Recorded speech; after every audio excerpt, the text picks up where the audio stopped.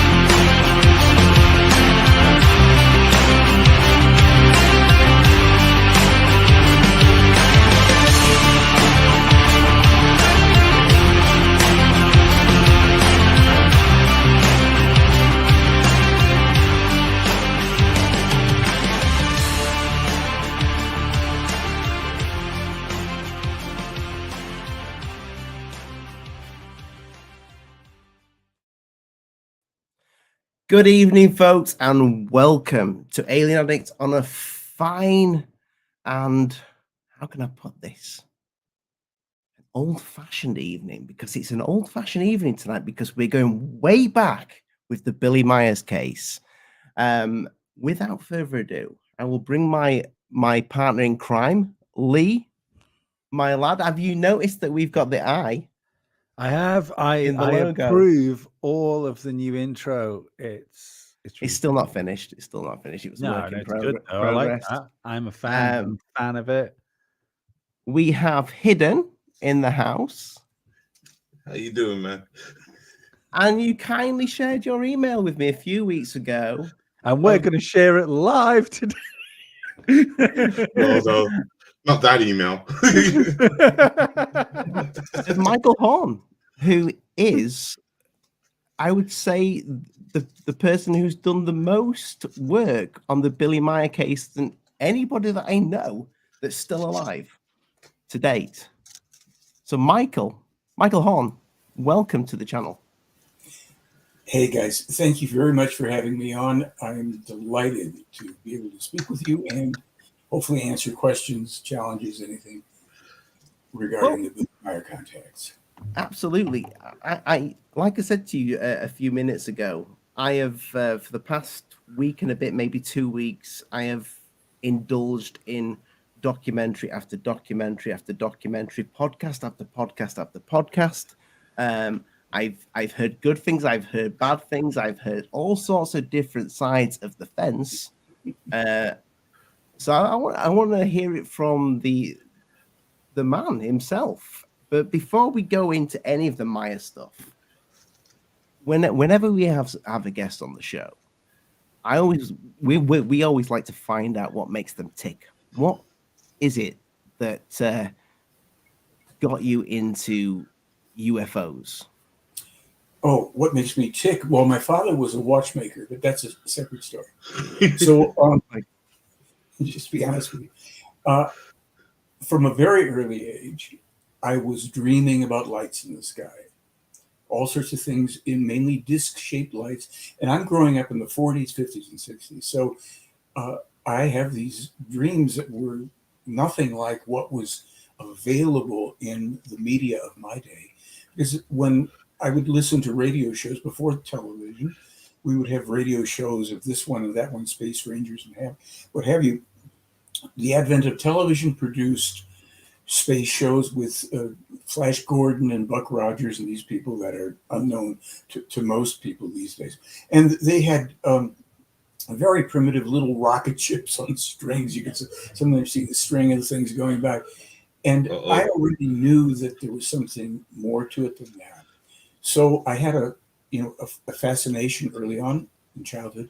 When I was in high school, I was about 14 or 15 at the most years old. I was standing, I remember exactly where I was standing because our high school, the one I went to for the first 2 years, was in an old mansion in Chicago that had been renovated, but it still had the structure of these beautiful spiral staircases and all this stuff. Anyway, I'm standing on the marble flooring there, and a kid walks up to me from my left side and starts telling me that his dad told him that a flying saucer had been recovered and been brought to a Air Force base in Ohio. I never forgot this because it was at that time, very unusual information. It turned out that he was talking about the Roswell crash, of course. And this was the first time I had met anybody that was in tune with this kind of thing. It would be then over the next few years. As a matter of fact, somewhere around that time, I used the word apparently. I apparently, with my family, had a sighting of a UFO at a drive-in theater above our heads. And I say apparently because I don't remember it, but a girl that was a childhood friend of our family remembered it. And now she's in her 70s. She wrote to me about it 6 months ago. Do you remember when you told me about that UFO sighting, you and your family? I said, I don't remember a damn thing. Anyhow, there are these little bumps, and jumps along the way until we get into, let's say, right around 1979. I walk into a bookstore in Los Angeles, and there is the first Billy Meier photo book with these fantastic, clear photos of UFOs. I mean, stunningly clear, obviously. They remain the clearest UFO photos to this day, the ones that Meier took from, let's say, 64 on to 82. And I got to have that book. And in that book, there were reports, and they had the photos. And in the book, they also have information about the analysis of the photos, talk about films and metal samples and sound recordings with interviews with Meier and with the lead investigators in the case. And then there's snippets of the alleged conversations that Meier was having with these people. And so I have this book, and I read and reread, and I look around for more info. This is still pre-internet, pretty much 1970. Yeah. Then it's in 1986. I end up with my daughter. I was a single father, and a woman I knew, and we went into a town called Sedona, Arizona, which is kind of the mecca, if you will, of New Age, paranormal UFO stuff. It was just beginning to get that kind of a reputation around that time. One other person sitting in a cafe, a health food cafe, we're waiting for this food to be made. Nobody else in there. And so we wave the guy over. We start talking, and UFO sightings were already being reported in Sedona. So we start talking about it, and then somehow I mentioned Billy Meier and the book I have, and he says to me, "Have you read the conversations?" I said, "What are you talking about?" He said, "Well, I've got 1,800 pages, transcripts of the conversations that this man, Billy Meier, has been having with these people for 3 years, 75 to 78. He said, you come back to LA, come on up to see me in Decker Canyon, I'll give it to you." And he did. He gave me a stack, like at least this high, 1,800 pages, primitively run off on what was called Xerox machines at the time. And then also, he gave me, I think some photos or something he had. And this was interesting stuff because it was primitive translations, meaning whoever translated from the German into English was more of a native German speaker and wasn't that familiar at all with English. So it was fascinating reading. I read for months and months and reread. Then I stick this stuff under the bed. This is 1986. Suddenly, in 1988, I open a newspaper, a local newspaper in California, and I read a new discovery from a prominent scientific laboratory, Lawrence Livermore Labs.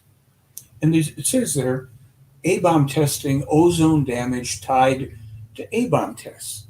And it said, well, here's these percentages of damage and all this stuff. I'm giving you all this detail just so you understand the chronology. Mm-hmm. Really.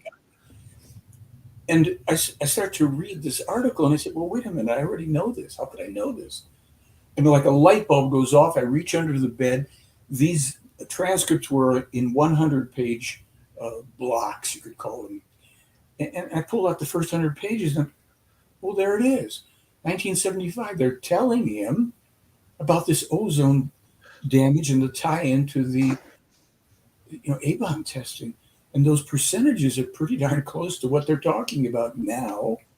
13 years later. How can this be? All right, so I don't drag this on forever. It kept on then occurring and hasn't stopped. As a matter of fact, today I posted another one, that there would be new scientific discoveries, and I would be able to find them published by Meier 10, 20, 30, 40, 50 or more years before those discoveries. So here's my summary on it.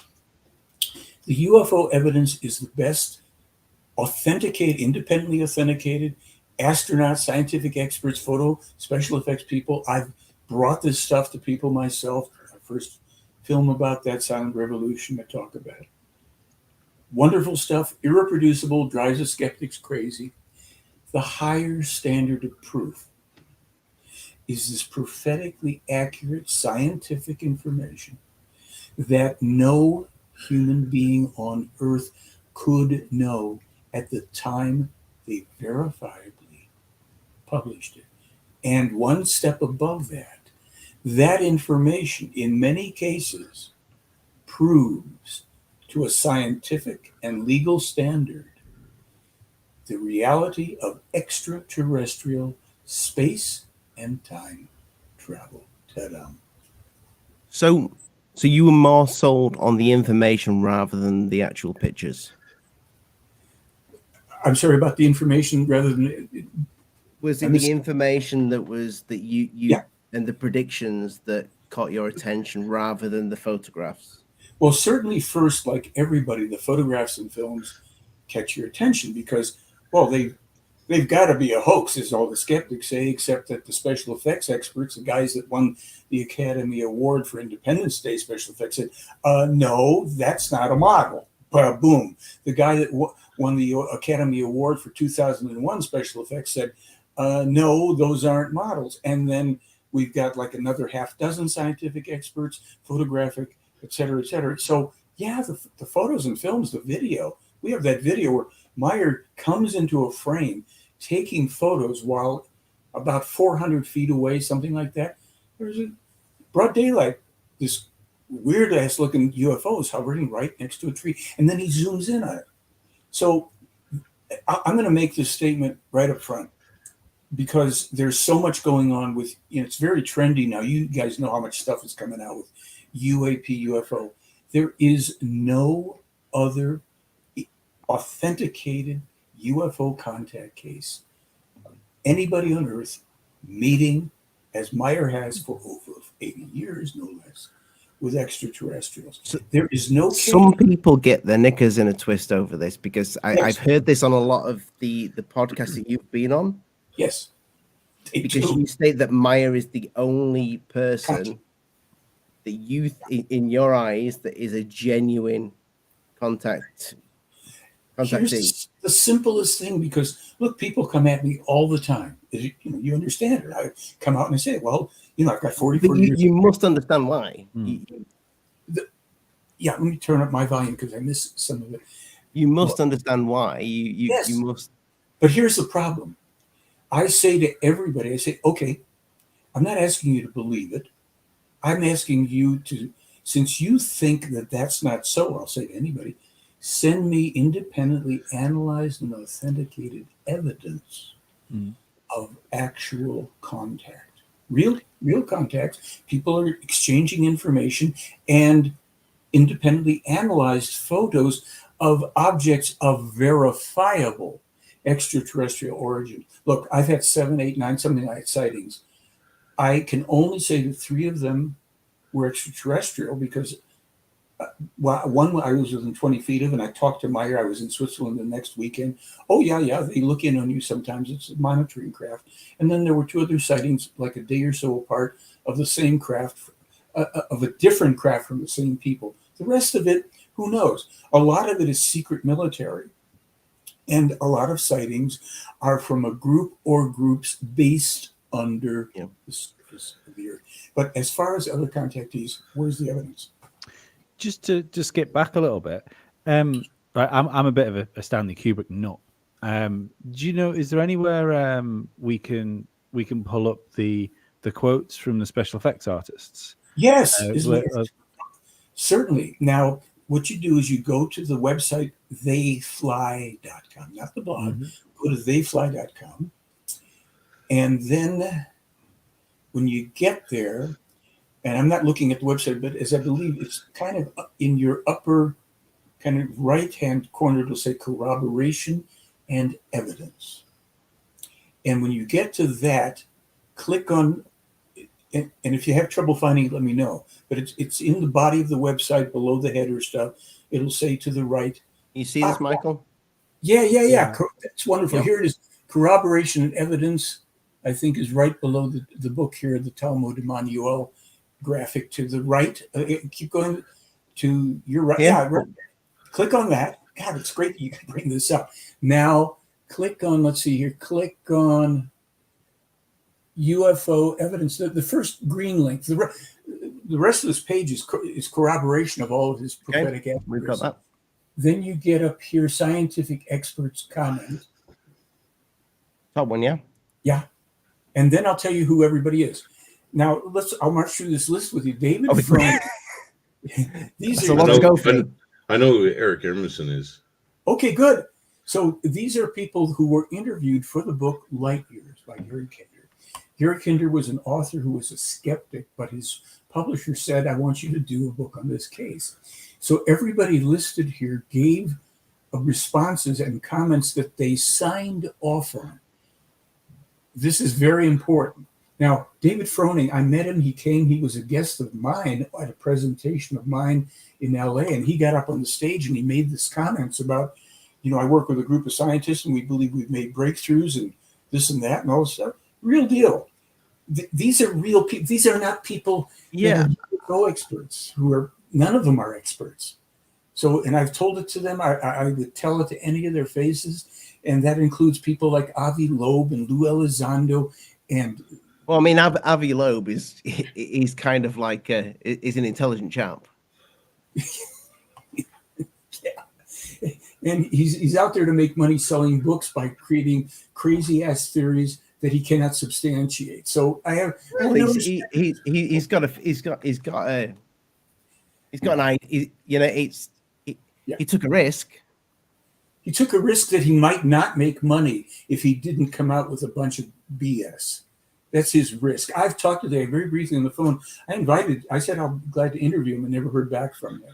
But all those people in there, you're going to find special effects expert Wally Gentleman from 2001. Now, I have the quotes from the guys from Independence Day. I think that's on another website. But it's all, I've got all of it.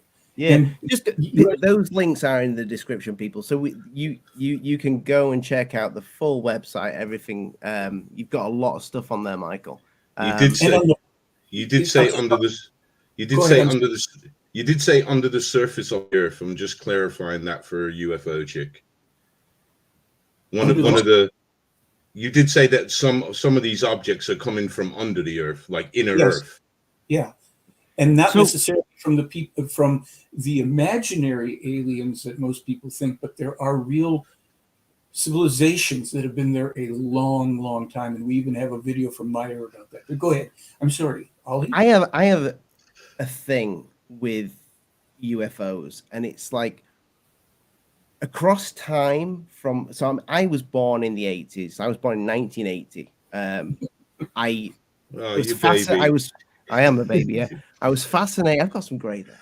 I was fascinated with UFOs ever since my dad told me a story about something. He was in the Merchant Navy. Something shot over the ship at a speed they could not comprehend, and they called it in. That got me fascinated in the subject. It wasn't a flying saucer. It was a light that went over the ship. Mm-hmm. I've seen many flying saucers in pictures, but over time, the flying saucer has kind of taken a bit of a. It's like in the past. It seems like the way cars change. Like if you go back and you look at like a Chevy or whatever you guys have over there, and you look at like a Ford Escort over here, and then you look at the brand new Mercedes or whatever, the shape of these new cars, they change. and this seems to be a thing with the UFOs. I have never seen these Billy Meier UFOs on anywhere else other than Billy Meier. There is not, the flying saucer seems to have died a death, and that's one of the things that I find extremely interesting. But when I look at Billy Meier's UFOs,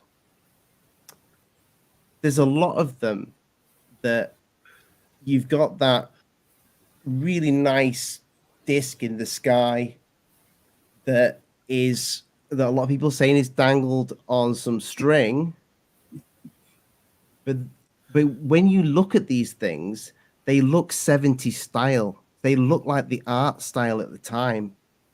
That's what it is for me. When I look at these crafts, it looks like the type of thing that somebody would do on a Doctor Who. I got to interject video. though. If you watch the third phase new video, they've got that same graphing in it. Oh, have They do? Third phase new video? Yeah. Oh well, it's real then.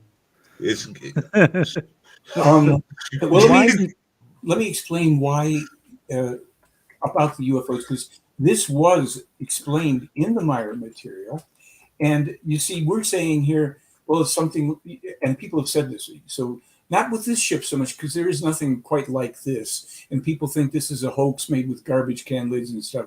Mick West did a tweet about this, and he showed that it does very much look like. And I have to say, Michael, it does.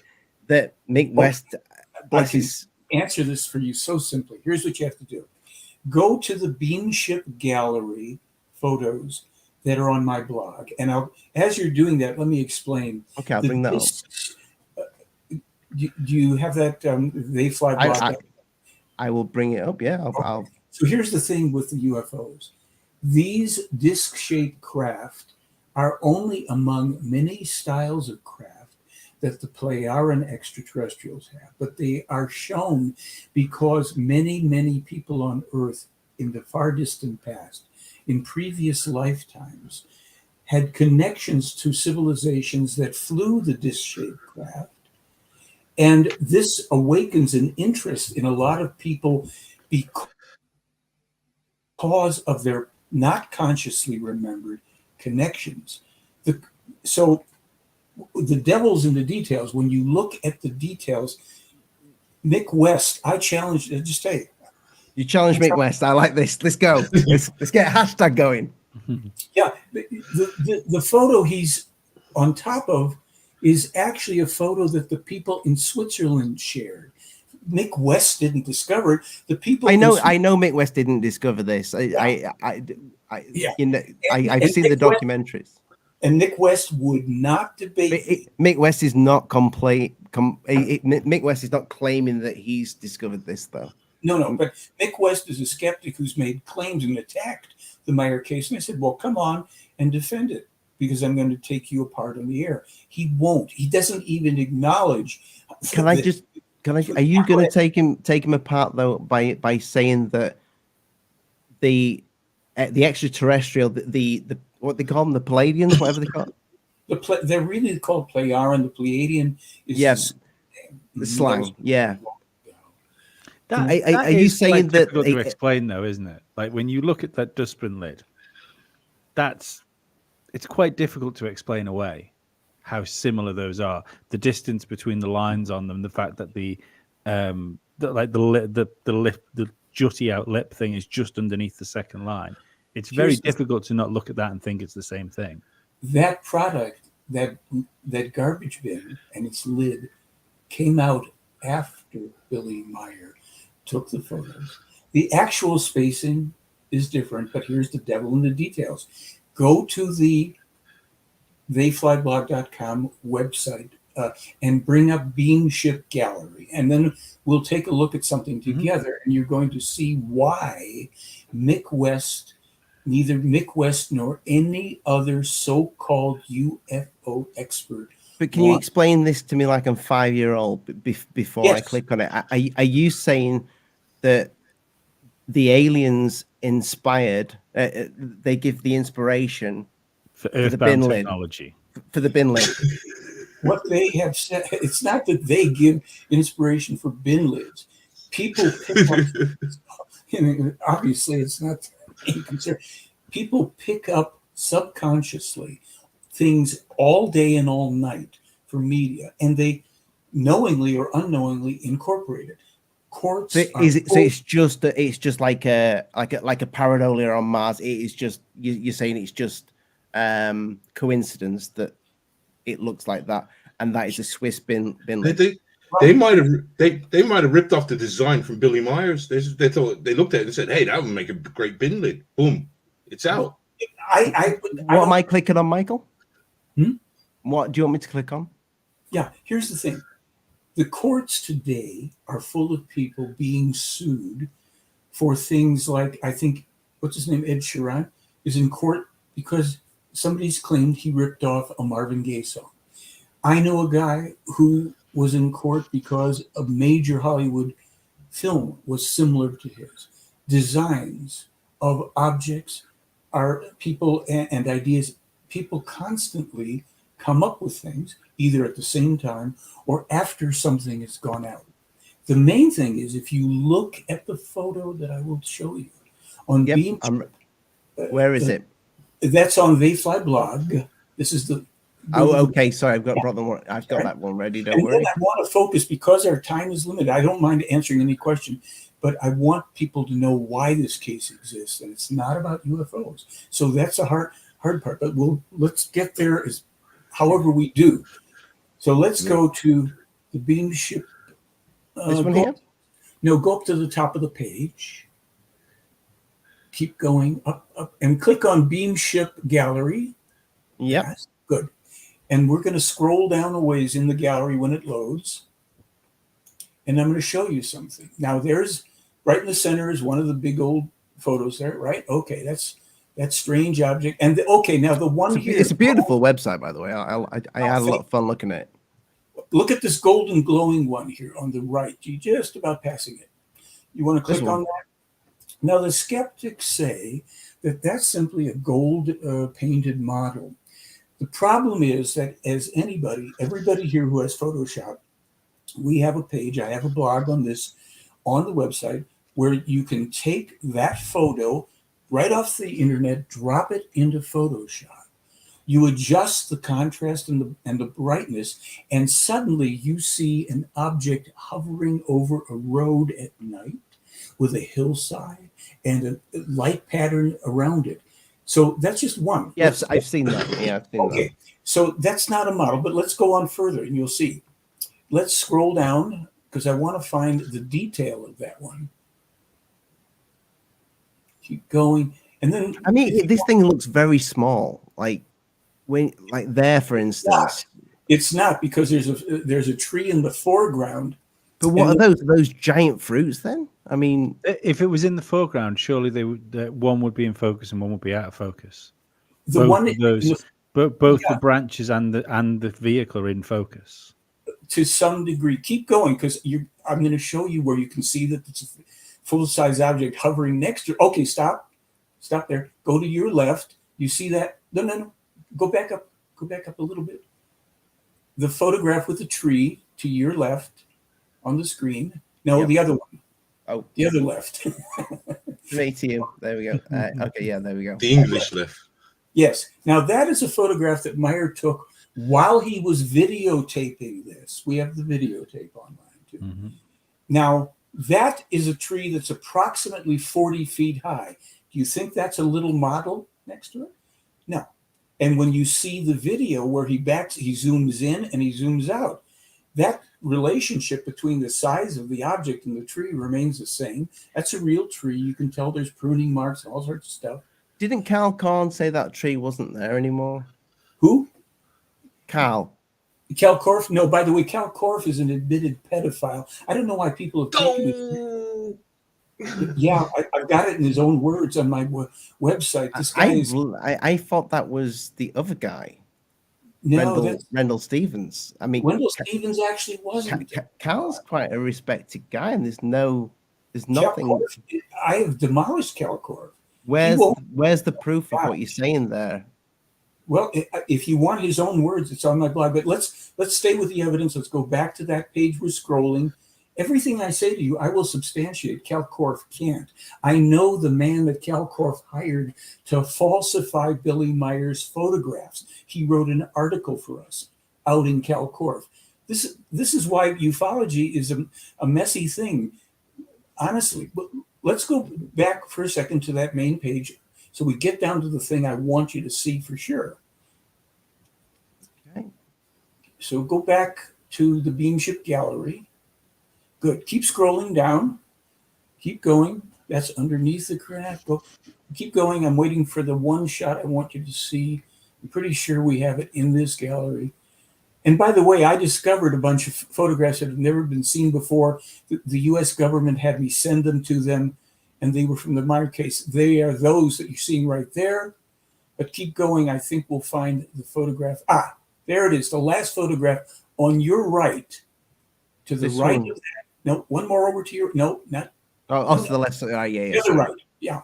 This one that here. One. Click on that. Now, I want you to look at that because that's a detail from the wedding cake craft. Does that look like a garbage can lid to anybody? It looks like a small object that's been taken like a macro photo of.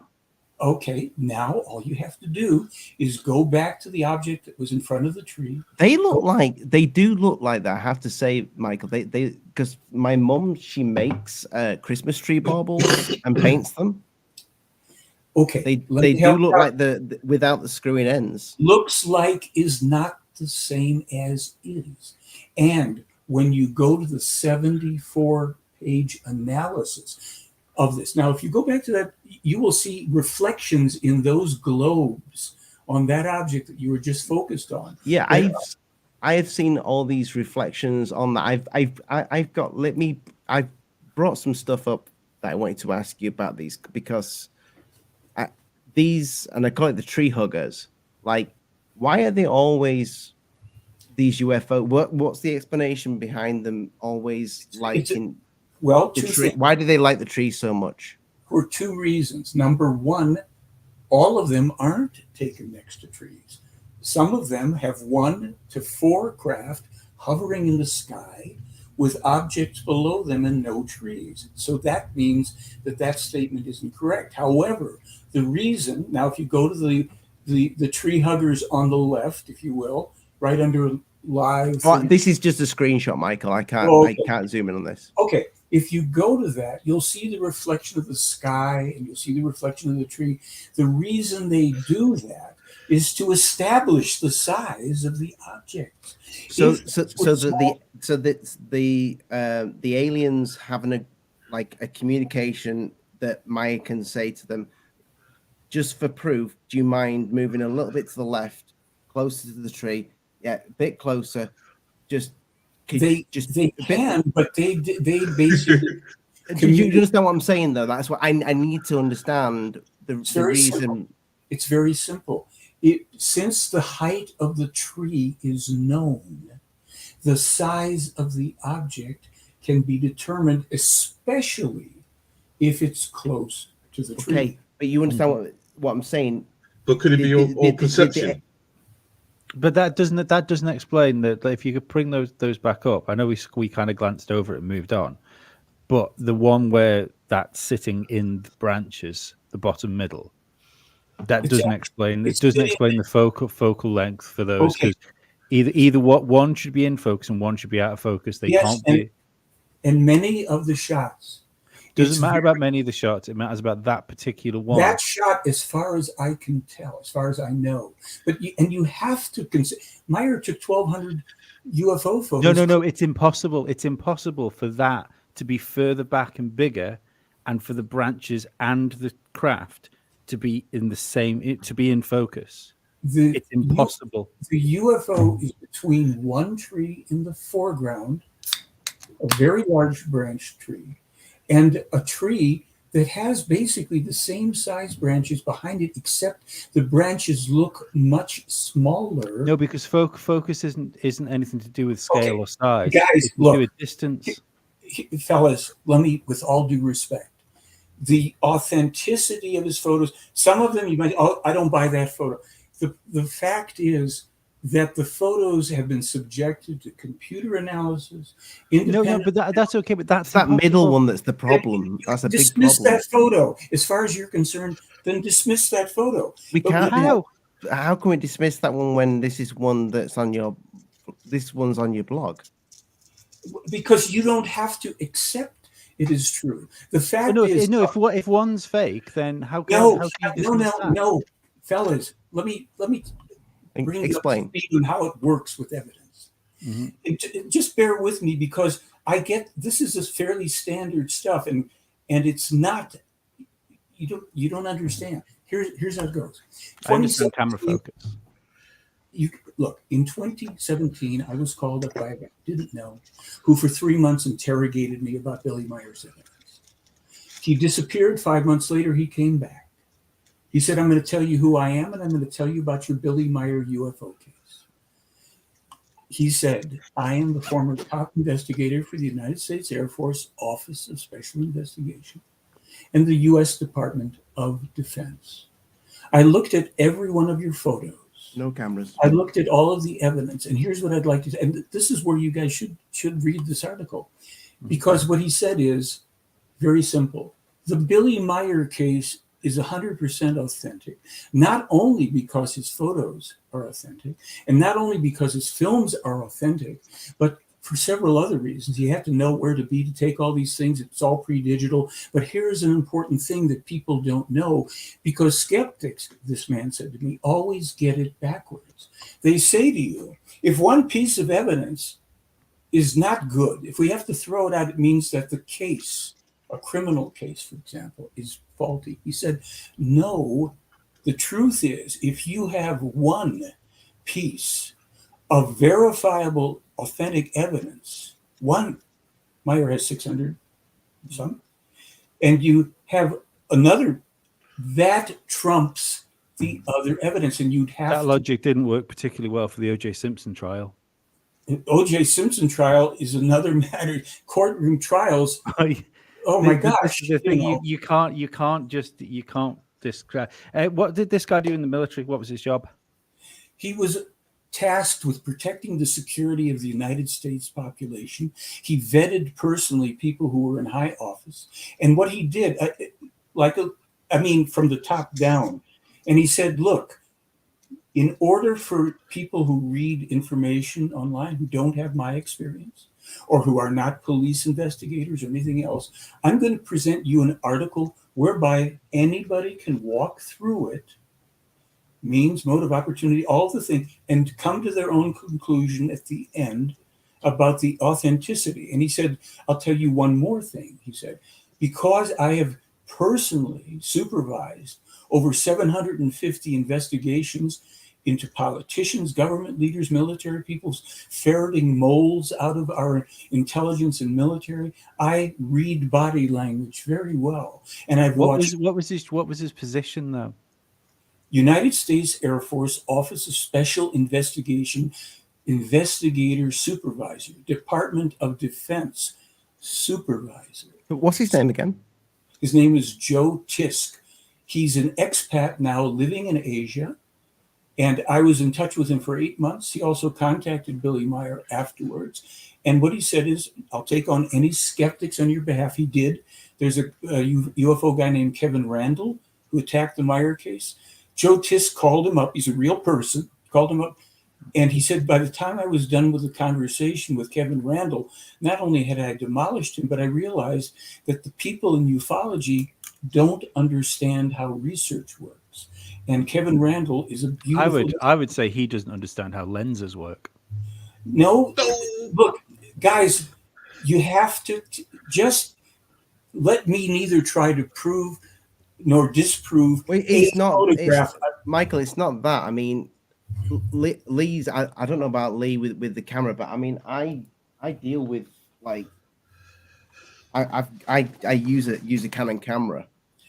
We've got a camera guy that comes on the channel that is taking photographs. We have so many photos, guys, where the object in the distance is clearer than the objects in the foreground. Okay. precisely that way. So okay, so if we're going to talk about that, because if this is 100% real and you can prove that, then we're onto a winner here. My issue, this is another issue. So when we're talking this one here, you look at this car and you look at this UFO. If I've heard the people say that this is not a real car. This is a toy car. And I tend to agree with that because one, if you look at the size of this UFO in that yard and you look at the scale with that car, you can see that UFO there, to how this picture's been taken, does not look that big. And that I couldn't take that picture of that car even if I tried. I wouldn't be able to get that look on that car. Go back to that screen and let's look for 1 second. Just a second. Yeah. You see how clear that building is in the background? On the photo on the left, you see how clear that is? Yep. Is it clearer than the UFO in the foreground? Yeah, but that's because that UFO is close to the camera and that building is far away. Correct. But how big did Billy say the crafts were?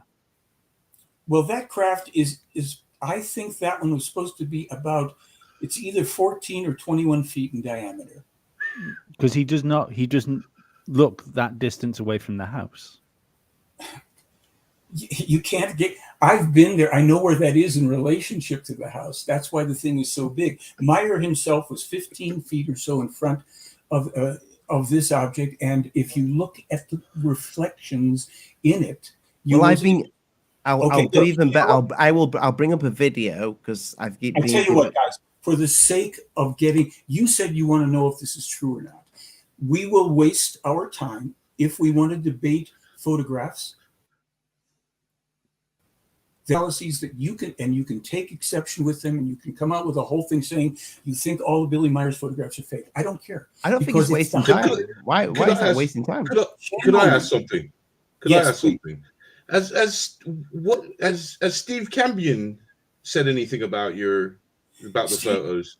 Steve's in the chat. Cambion attacked the case. Oh yeah, I had a great interview with him. The guy scheduled an interview with me for around noon. In the morning, I went and had dental surgery. When noon came, and I took all these meds. And when noon came, he said, "Oh, I'm sorry, we have to do it at 6 tonight." So by the time I came around to the interview, all the meds had worn off, and I was just fused out. So here's what I want to suggest to you if you want to know the truth. Neither you nor I are going to prove nor disprove the authenticity of photos. You don't understand. What about the car, though? If I can prove to you right now that car is a fake, what if I can prove to you that car is a fake car? Gentlemen, some of Meier's photos were taken and modified. Cal Korff was one of the people that falsified photos. There were other people that falsified photos. So, as Joe Tisk said, if we have one genuine photo, then it's real. But I don't even care about it because I need to care about it. Look, sorry, guys, just a second. If this is just a second, can I just say something? I get what you're saying. I get what you're saying. If there's one genuine photograph, because that's always the thing about ufology, isn't it? If one of these things in the sky has aliens in it, then the world changes. But how come you get to say if one of these photographs is genuine, then we should discount any other anomalies? Because I should be able to say if one of those photographs is clearly fake, we should be able to discount the ones that you say are real. Here's the answer. Because if you have a genuine photograph, it has not been manipulated. It has not been falsified. So you saying this car one's being manipulated? That's what did Billy Meier take this picture or not? Did what? Did Billy Meier take this picture with the car in it or not? Or is this one that's been manipulated? There are photographs that Meier took, some of which got manipulated. I don't know all of them. But for instance, I show you photographs of that same object Would you agree that's a toy car? I don't know. I don't know. And I don't care whether this is a toy car or not. Look, let me just have a moment to say this to you. If you want to know if the Billy Meier case is authentic, I suggest you do what I did. I went beyond great UFO photos, and I went to the higher standard of proof. And if you're not interested in that, then you're just interested in chasing lights in the sky and debunking photos. And that's fine. But I'm 40 years past that. We're not debunkers here.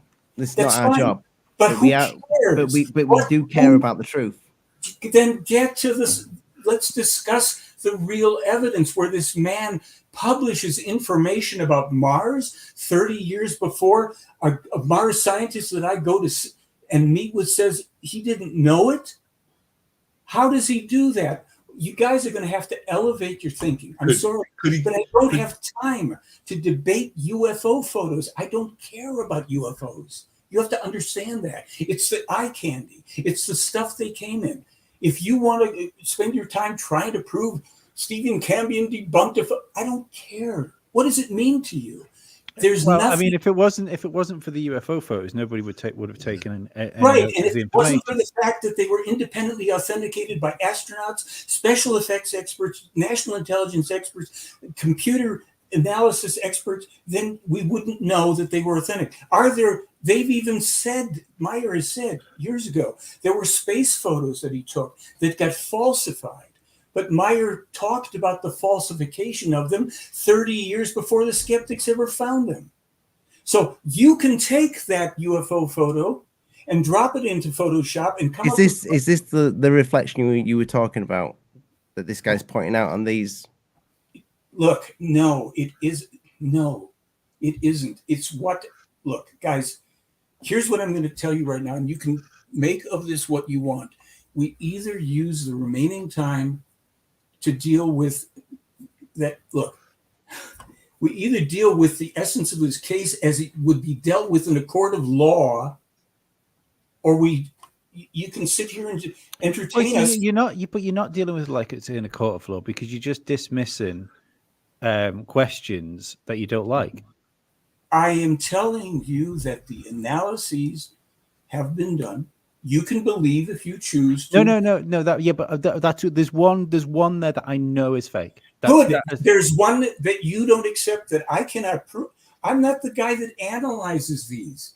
Do you understand? I'd like to speak to the guy that did because it's pretty obvious. Okay. Right now, if you want the rest of the show to be about UFO photos, then talk amongst yourselves. I don't care about UFO photos. The people I'm involved with don't care about them. They're scientists. They're talking now. We're concerned about an asteroid that's coming towards Earth called Apophis that Billy Meier warned about in 1981. So why do the Pleiadians,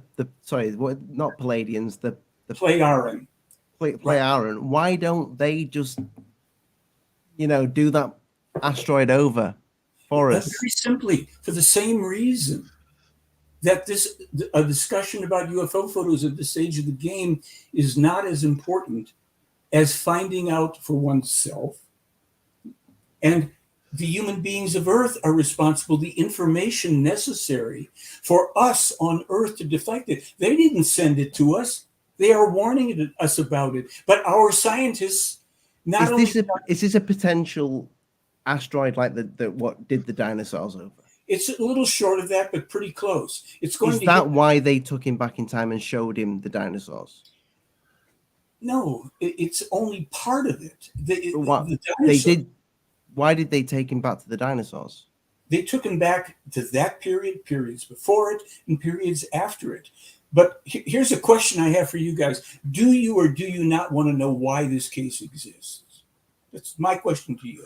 This case exists because he took those photographs. No. But why? Underneath it, why? Because of the X-Files, I want to believe. No. This case, the reason for the case isn't for us. But that's a photo they used of Meier's. They modified. But this case exists to help us assure our own future survival. Because everything that Meier has predicted for the past 70 5 years since he was a child has been fulfilling.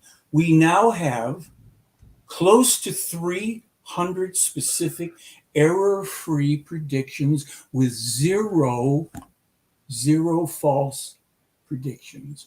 Now, if you think that you and I can have a much greater contribution to our future survival by debating and having a dead-end conversation about UFOs than about proving that the case is real, legal standard of proof, gentlemen, scientific standard of proof. But if you really and if Meier wants us to believe that, no, he doesn't. He doesn't want you to believe a goddamn thing. He wants you to think for yourself. And so look, why are you doing all his dirty work? What am I doing? What work? Why do you do this for him?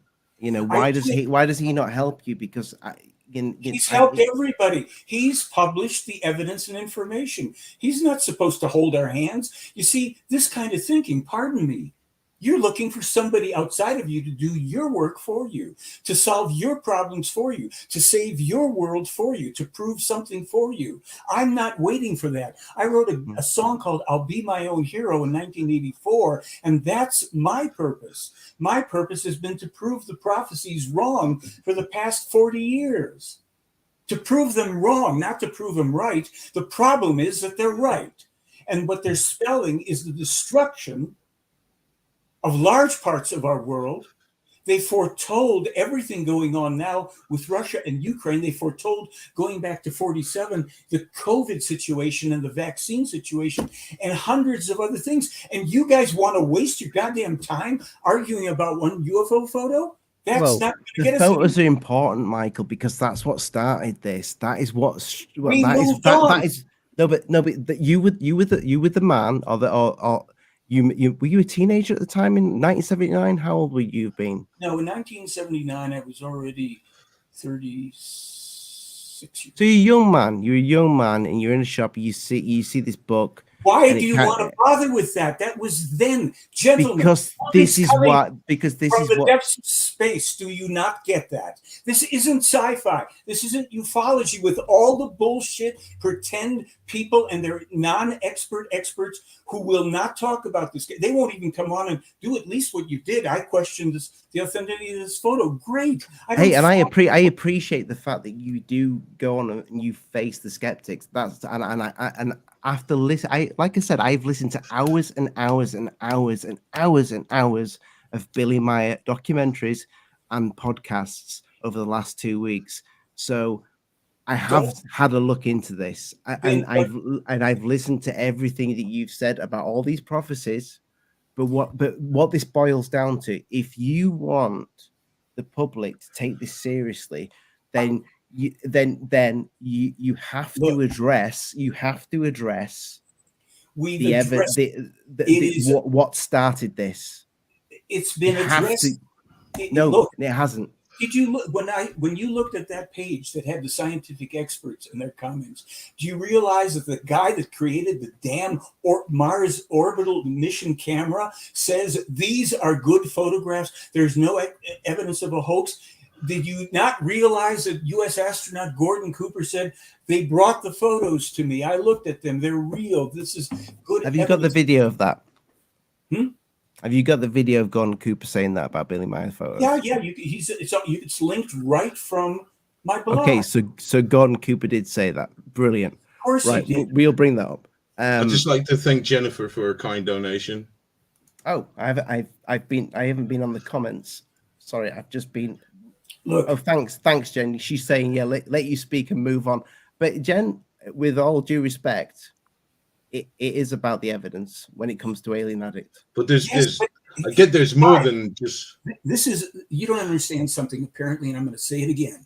In order for a man in 1970 something or other to publish information about the terrain of Mars, about the flow of and the existence of water on Mars, the coloration of the terrain on Venus, he has to be able to see that.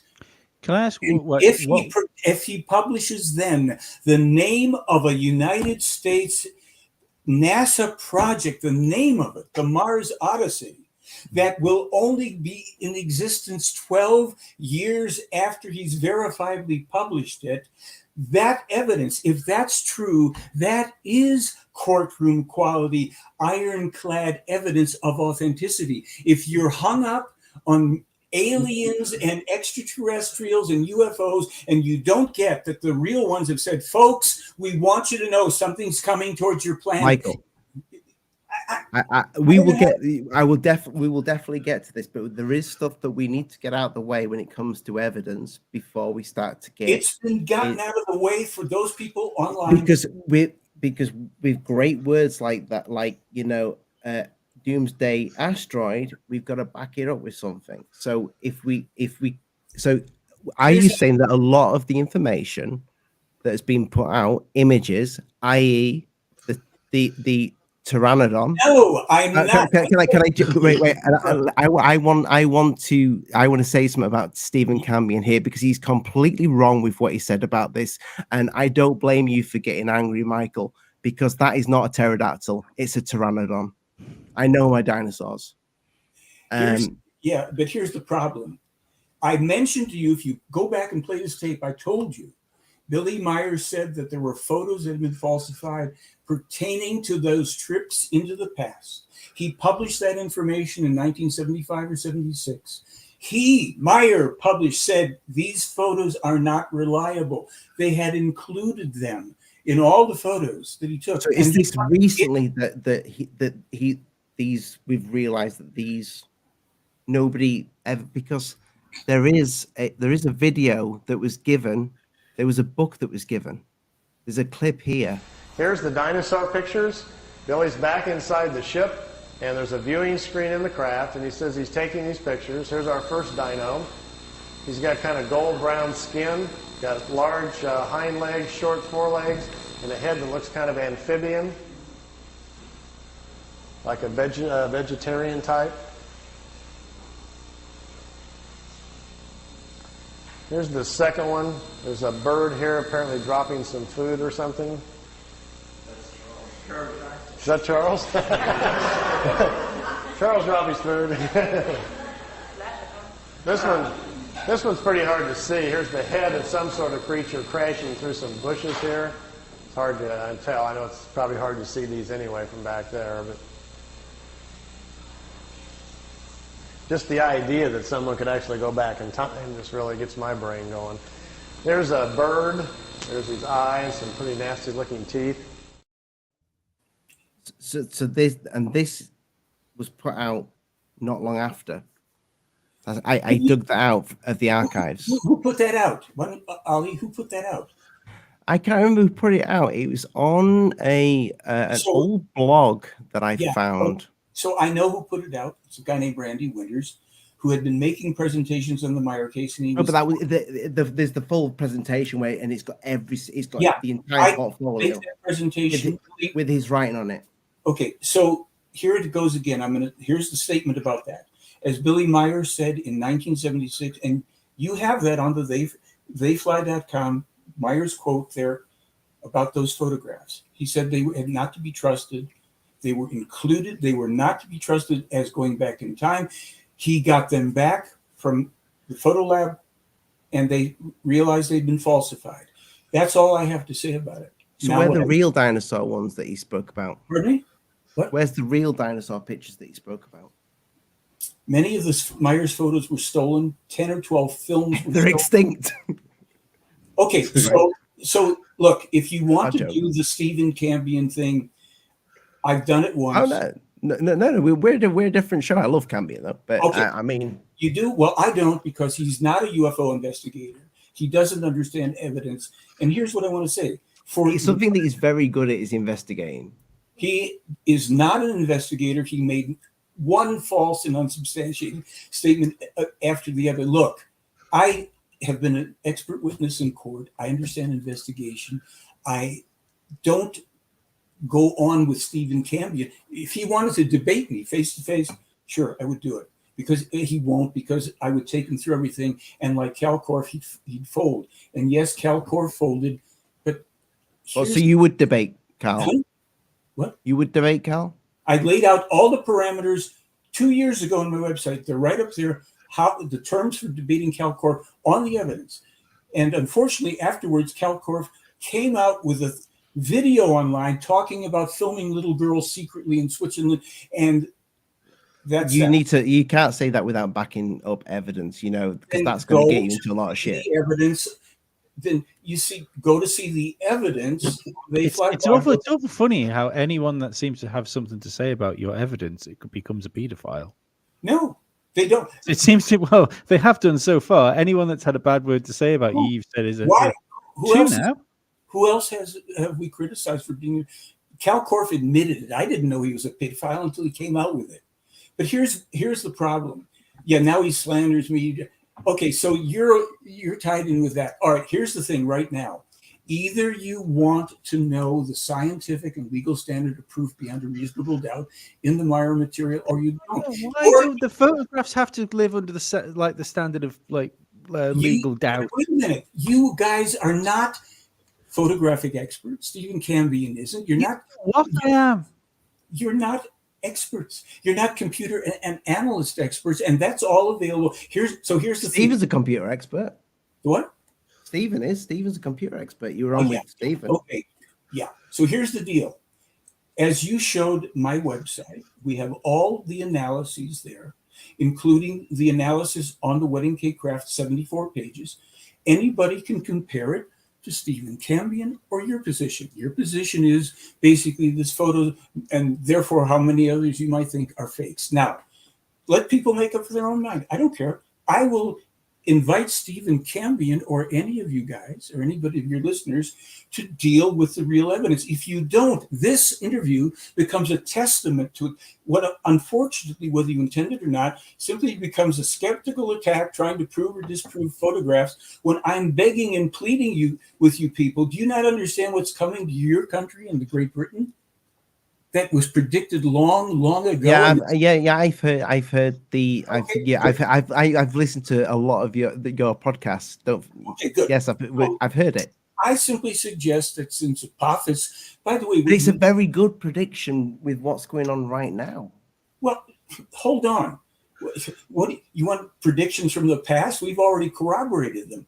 Hundreds of them. So here's the problem. How come these predictions were not there? Are you really trying to ask me how you can use predictions to prove a UFO case? No. What I'm saying is, how come these predictions, they're very new. A lot of these predictions are very they're new. not new. They go back to 1940. To the you don't understand. Geez, didn't you guys do your homework? Yes, hours. Then why do you not know that these predictions? There's no evidence.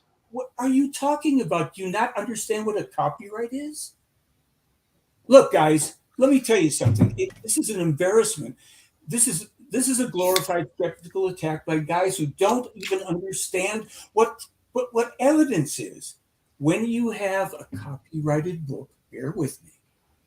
And in that book are things like the reason that the surface of the planet of Mercury is contracting, the prediction about two coming planets beyond Pluto being discovered, information about Jupiter, Venus, and Saturn that is all unknown when those books are published. As I have run it by lawyers and judges, that is the legal standard of proof. And that you don't yet put together that these extraterrestrials can't be bothered with our stupidity on Earth. And they say, look, if we appear and we come down in craft, we're going to freak out millions and billions of people. And they will attack us with their militaries and all the rest. So how do we get our message across to these people? What is the message? That their future survival is hanging in the balance. Let's give them, provided via time travel, verifiable information in the form of predictions that nobody on Earth could have faked or hoaxed starting in 1947. Then maybe a few of them that have their light bulbs turned on might and start to do something about it. How long has Billy been having these people, visit him? Since he was 5 years old in 1942. So I've heard that in a lot of podcasts, and a big question I have is why? In fact, I'll just show you. Mr. Meier, when did the experiences begin? The contact begins on January 28, 1975 in Hinwil. Why did he not mention anything about him being 5 years old when it started? Those were the contacts that were the official contacts that Wendell Stevens, Lee, and Britt Elders came over to investigate that involved the Pleiadian Pleiarans. Now, do you care about that? I do, but I wonder in the old documentaries, why did he not mention that he was 5 when it started? Because there's things that he wasn't doing with those people. Those people were not in contact with him when he was 5. Another person was. They came to different aliens. Different races of aliens. One was a Pleiadian person. This next one was from a different race. Okay, who cares? Now, let's just say somebody says, "Hey, there's something coming. Look out the window." Well, hold that for a second. I want to find out if he really predicted it. Is that what you're? This is what I'm being greeted with here, guys. Just a few weeks ago, a scientist from NASA, he came out somewhere. I found him. He claimed that he was the discoverer with 2 of his friends of the Apophis asteroid. He claimed he discovered it. We sent him copyright verified information that he didn't, that Billy Meier did. He went bonkers. He refused to acknowledge it. He attacked us, basically, for publishing it. You speak about like NASA acknowledging Billy Meier, but where's the actual like the text saying we acknowledge Billy Meier? No. I said.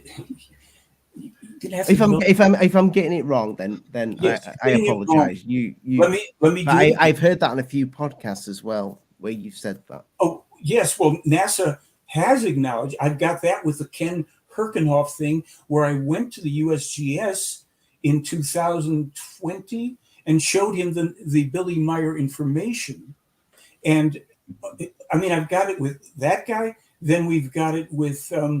NASA changing their size of estimate of Apophis to within 10 meters of what Billy Meier published 23 years earlier. Billy Meier has never changed one word of it. But do you not care? See, if you don't care about it, it's okay. I obviously I care if there's something hurtling towards Earth. I'm quite surprised that we haven't been taken out by an asteroid already. You know, it's been a long time since we've had one that big. That's why we got Jupiter. But if it does hit, I hope it hits directly on me. So I just it'll hit close enough. Michael. Yes. Michael, could I ask you a question? Because does Billy Myers believe in the inner Earth then? No, he doesn't believe in anything. He either knows it, he claims, or he doesn't. So he has said, and we have the video on my YouTube channel, where he explains the people who are inner Earth people are referred to as the Earth foreigners. That refers to races that had been previously stationed above Earth. They actually were said to have been in Egypt and in South and Central America, and another group which are future Earth time travelers. Now, I can't prove that. I can prove the case is authentic, and I have, to a legal standard and legal satisfaction, but I can't even prove to you that there are Pleiadian. I can only say to you, we have this information, if you want to get right down to it. Here's photographic evidence. Maybe Billy Meier's the most brilliant model maker in pre-digital era. And here we have all this scientific, environmental, geopolitical, medical, and financial information from a man in Switzerland who doesn't even own a telescope, 1970s or 80s. And it's all accurate. So maybe he's just the world's greatest psychic. Maybe there's no extraterrestrials. I don't care. You got to understand that. I care about what the meaning of this case is to you, me, and everybody else on Earth. And if the Stephen Cambions of the world who want to sit around and try and backsnipe, who are jealous, I'm getting a million views. That damn Stephen Cambion. God damn him. Damn him to hell. Go like, share, and subscribe to Truth Seekers. The guy's too cowardly. He's definitely not a coward. How is he a coward? Well, here he's sitting. Go back to Star Wars. How is he? I've listened to his interview with you. Listen, how is he a coward? How is he a coward? Stephen Cambion never would address this higher standard of proof because he can't figure it out. He's not smart enough. It's okay. Not everybody's that smart. I guarantee he's got a higher IQ than me. The what? I said I guarantee he's got a higher IQ than me, but so's this kind of beer. A lot of people with higher aren't that smart.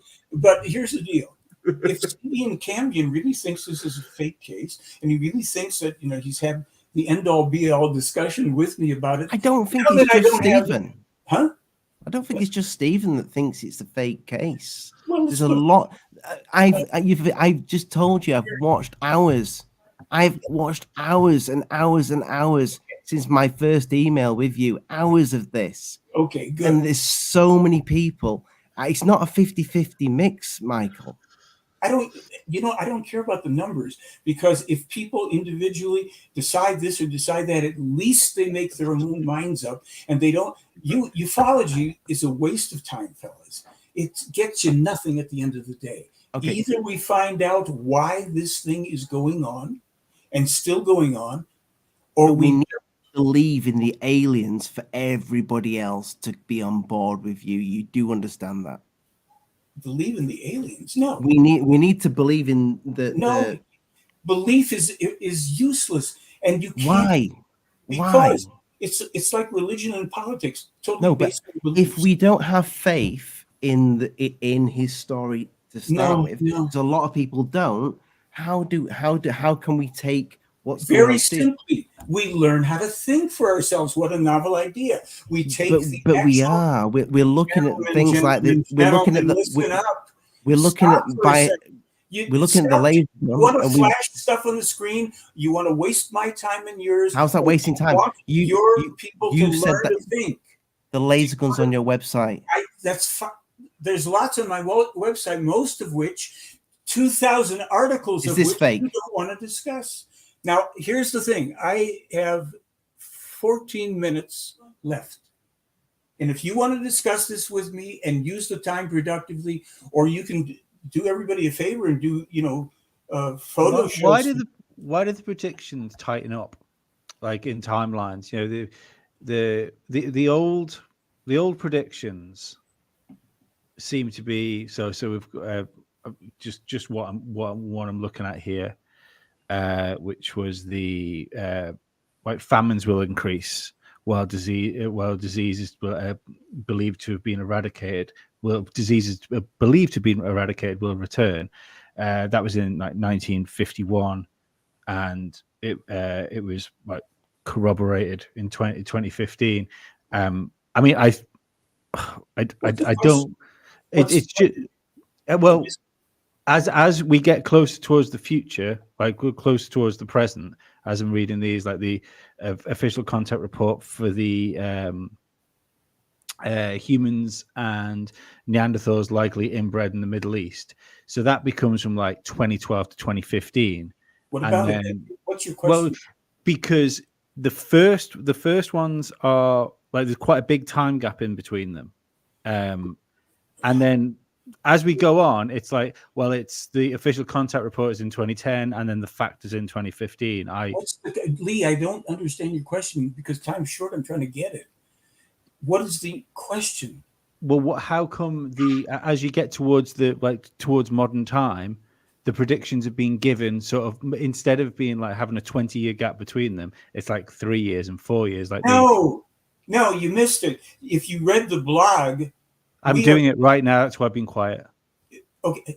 If you go through the blog, and admittedly, 2,000 articles is a lot to go through, but there's a predictions section. You'll see that many of these predictions where we have the correlations now. They seem very woolly, most of them. What I've seen, like woolly. You know, yeah. What does that mean?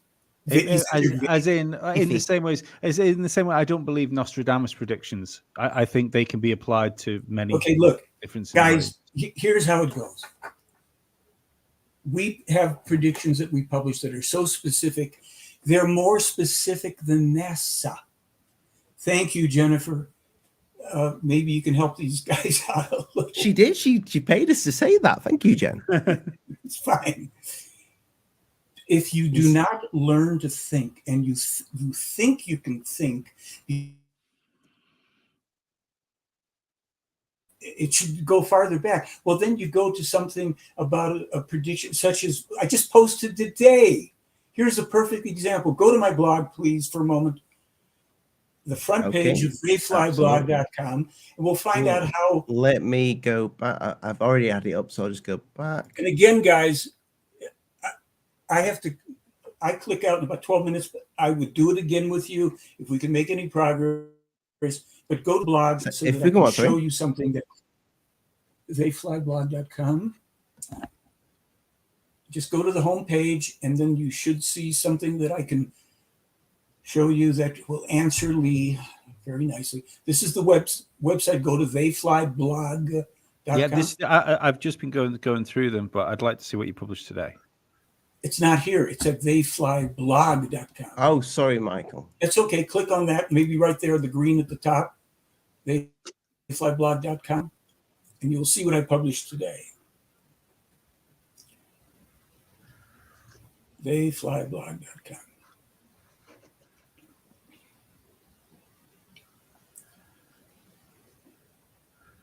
Is that on the Billy Meier letter to Billy Meier? That one. Theyflyblog.com. That's all you have to do, and then I can show you right where to go. Okay, just bear with me one moment. This may answer your question. Thank you again, Jennifer, for your kind donation. Yeah, thanks, Jen. Appreciate it. I appreciate it. Is it on the yeah? It's on the They Fly blog news, isn't it? Theyflyblog.com. Go there. There we go. Okay, now let's see. Is that the hit home page? Hit home on the left in the green home right there. Which one you want me to hit? There's a thing home, HOME. It's in the green. Oh yeah, band. Yeah. Hit that just to make sure we're in the home. Now scroll down a little bit. Keep going and stop. Scientists discover undersea volcanoes as Billy Meier forewarned in 1948. Oh my goodness. 1948. Well, that's not 3 years ago, Lee. So you guys need to stay current here. Well, what was discovered? Okay, well, scroll down a little, and what you'll find out, I'll point out to you, and then anybody can go there. Scroll down a little bit more. Okay, here. Stop. It's just mind-boggling. More than 19,000 undersea volcanoes were discovered. The thing that's really mind-boggling about it is that Billy Meier predicted it in 1948, as you can see. So what's he predicted? The discovery of the water volcanoes? Case, hold on. You asked the question. I'm going to answer it. Yeah. Number one, in that document, where there are a couple hundred different statements of prediction, in that one alone, they predict that we do not yet know about hundreds of thousands of undersea volcanoes, which are very active. And what is coming overall from the volcanic activity, you go a little lower, there's coming attractions. The volcanic activity and the undersea volcanic activity is going to lead to earthquakes in central Italy. Those occurred already, just as he predicted. And you can go to links about that down there.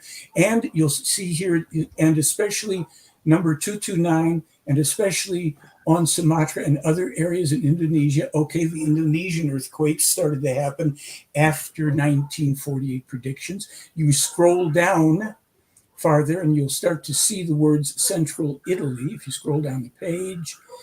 And then you'll see that here, some of these predictions already came true, because in the predictions, he specifically notes between 2015, 2017, whatever, the most powerful earthquakes will start happening in central Italy.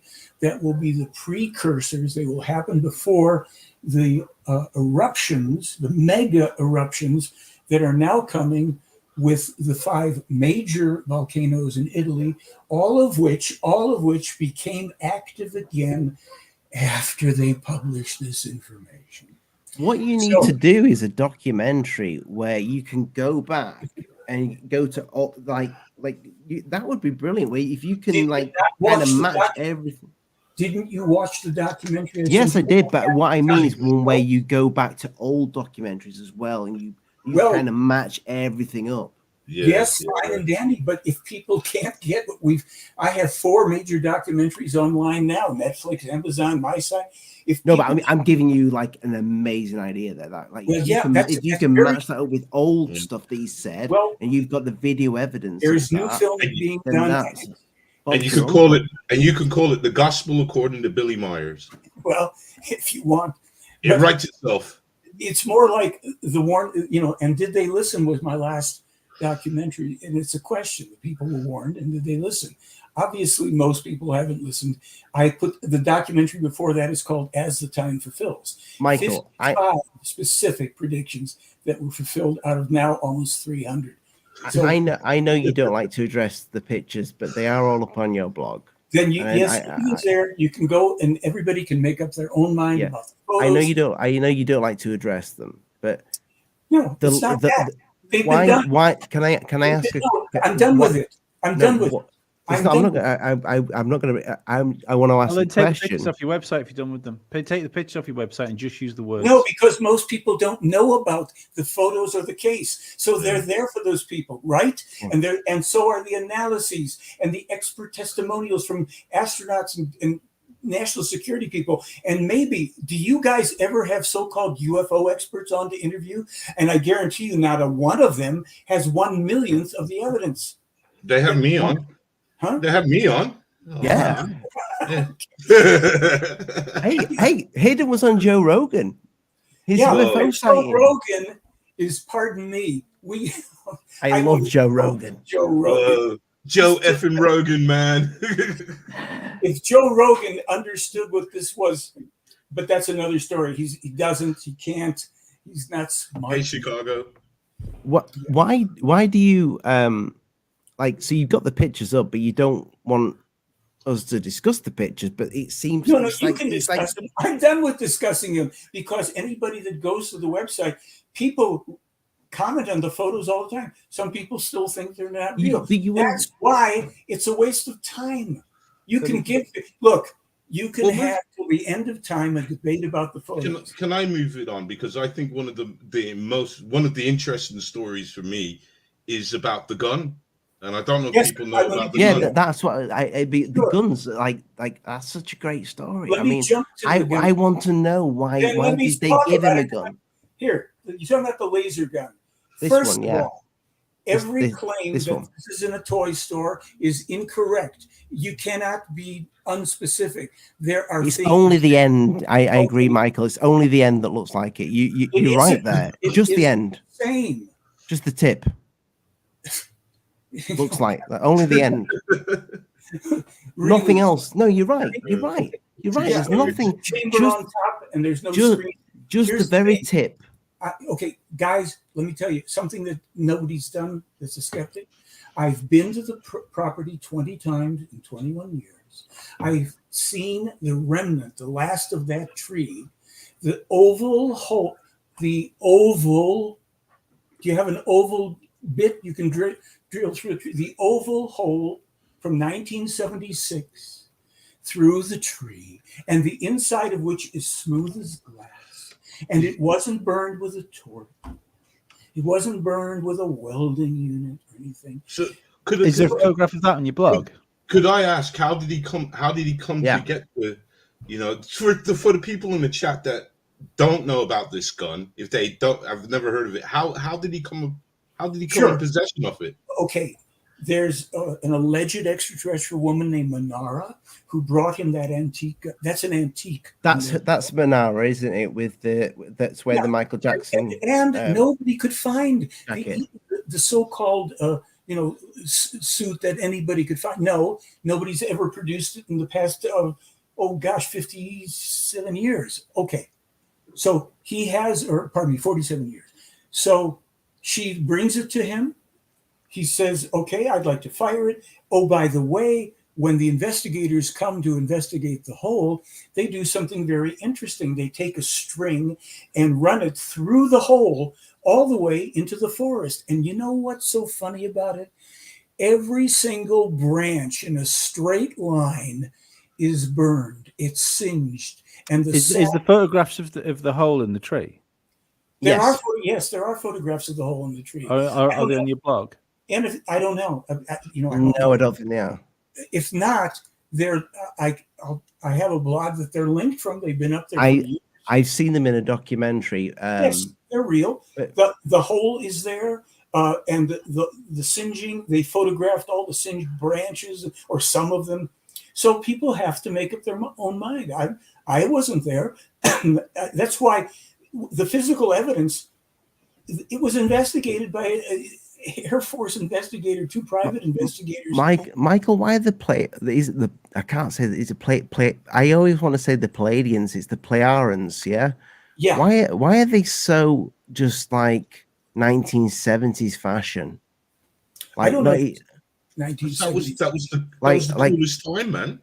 Well, tinfoil fashion, and the gun as well. The gun's very 1970s, Well. Buck Rogers. Look, I don't care. Again. No, but you know what you need. But that is Billy Meier's holding that gun. Yes, he's holding that gun, and yes, there's a hole through that tree. There's actually 2 trees that they shot the holes through. So, this is why I say the UFOs. You can't do anything with it. This is a matter of historical interest. Stephen actually agrees with this one. He says the gun looks genuine. Yeah, they believe. Who knows? This one, he's all on board with that. I don't blame him. It looks totally real. But then again, he's not a researcher, so what does he know? I don't care. Guys, I'm 2 minutes from my. Here's what I suggest we do. I think it's been very interesting. I don't think we've gotten sufficiently into what either does or does not prove the case. I don't think maybe you don't want. If you do, I'm glad to come back. We're trying to prove the case. You never told me you had a time scale. Let's start bullshit. I've never had a guest kind of jump out of the last an hour and 27 minutes. That seems a little bit strange. Why would you come on a podcast and with an hour? What are you talking about? I missed your intro line. I've been so we've been emailing back and forth. I'm just wondering why all of a sudden you would only be able to last for just over an hour. As you know from my interviews, including my interviews on Redacted, where I got over 690,000. Oh no, I've been watching. Some of them are 3 hours long. They're all generally 95% are 1 hour, and most of them are. No, there's another percentage that are about. I've done, I think, 15 that are over an hour interviews. It just seems. You didn't tell me how long you wanted this. I'm glad to be on longer. I actually go for an appointment. I'm sorry I have a life outside of talking to you. And let this be part of the record. If you want to do where you haven't felt like we've covered this, and I certainly don't feel like we really. I don't think we have. I'm sorry? Sorry, I don't think we have. I think we just scratched the surface, and I think there's so much more to talk about. So you will you do that Cal debate? Just quickly, what happened to the gun? They took it back ostensibly, but I can't prove it. See, I care about what I can prove, and that's what you guys should care about. Not whether you can't prove that they took it back, so you could still have it. I don't. What do I care about a laser gun. I'm not going to. I care. You should care about the laser because gun. that's evidence. That's actual evidence. That's proper evidence that you can put in somebody's hand. Let me that laser gun. I'm going down to Barclays Bank. Here's a closer. Real evidence that you can test are the sound recordings, because that's available online, and you can scope them. And if you can duplicate them with a scope, not some stupid claim about from Phil Langdon, I could do it with a fishing line. No, because one guy about 8-10 years ago scoped them both, and Phil Langdon didn't come close. I wish I still had it, but you can do it over. Why trust me? And here's the thing. So if you do want to do it again, I'm simply on record as saying to you, I don't care about the photos and physical evidence as I care about the scientific and legal standard of proof. If you want to rise to that occasion, we could have an interesting conversation. Yeah. Yeah. And that's where how does two ginger UFO researchers go over to Switzerland and spend a week on Meier's property? It's very simple. It's easy because we will pay. We can make that happen next year. What I'll do when I come back, because I am going to zip out of here, I'm going to send you the email. You write to them and you say, we would like, because they've been closed basically to the public since the pandemic. They open sometimes so you can get in on certain days. I watched the documentary. Is it FET? I don't know. Guys, I'm going to give you the contact information, and you can set up and see if you can go over. I'll be filming again this year there. I have permission to do it. Another film is being made on the Meier case. This isn't done by any long shot. Again, for the record, if you want to discuss the higher standard of proof that is courtroom quality, and by the way, that can include some of the photographic evidence, then let's go and set it up again. You don't have to agree with me, but I'm going to fight for what standards really of proof are, and not anecdotal stuff because somebody says they're a contactee with some imaginary UFO race and they can't prove any of it. We prove it at courtroom quality. And if your viewers and listeners are interested in that part, I've left all the links below for you, Michael. They can go check that out. They can go check that out. Thank you. So if you'll send me a link to where I can see this, like the YouTube or anything that's on, let me have that too. And I'll put it up on my blog. This will go up on the blog, no editing on my part. But I just leave it open to you. If you're sincere, I think you're sincere. You may not have the same perspective. I'm curious. I'll be honest with you. I don't believe after watching hours and hours and hours worth of it, I don't believe. I believe that Meier hoaxed everything. Okay, good. That's fine. We can talk it, but if we do another interview, then you have to actually substantiate that. I could do that now. That's great. Get ready for the next one. Get in touch with me. We set up another one, and we do it, and we'll communicate the ground rules to each other. So with what because you did make some accusations against Cal. Go to my website and see what he says himself. I just repeated what he said. So if he is convicted or whatever you say he is, I'm pretty sure Stephen said he would gladly come on with you, so you can call him that to his face. Let them email me and we can discuss it. Okay, gentlemen, in all fairness, I've got an acupuncture. Okay, and I like going to that. All right, so it's been a pleasure almost. But let's do it again. Okay, and they can. Both these guys can email me if they want to have their butts kicked. It's fine. Talk to you later. Thanks for the opportunity. Bye, Michael. Thank you for coming on. Next time, I've got plenty more for you. Thanks, Michael. Just about to bring my evidence up of the ladies. Dean Martin's girls. Whoa. Dean Martin's girls, yeah. I mean, wow. Do you know what? I'll be dead honest, though. I believe him now, don't you? No, I don't believe him. I think it's all bullshit. I think he knows it's bullshit. I believe him. I think it's a grift. But I like him. I think he seems like quite a nice guy. But genuinely, I appreciate his passion. He's fighting for what know if I believe he believes it, but he's even get onto the cult stuff. Yeah.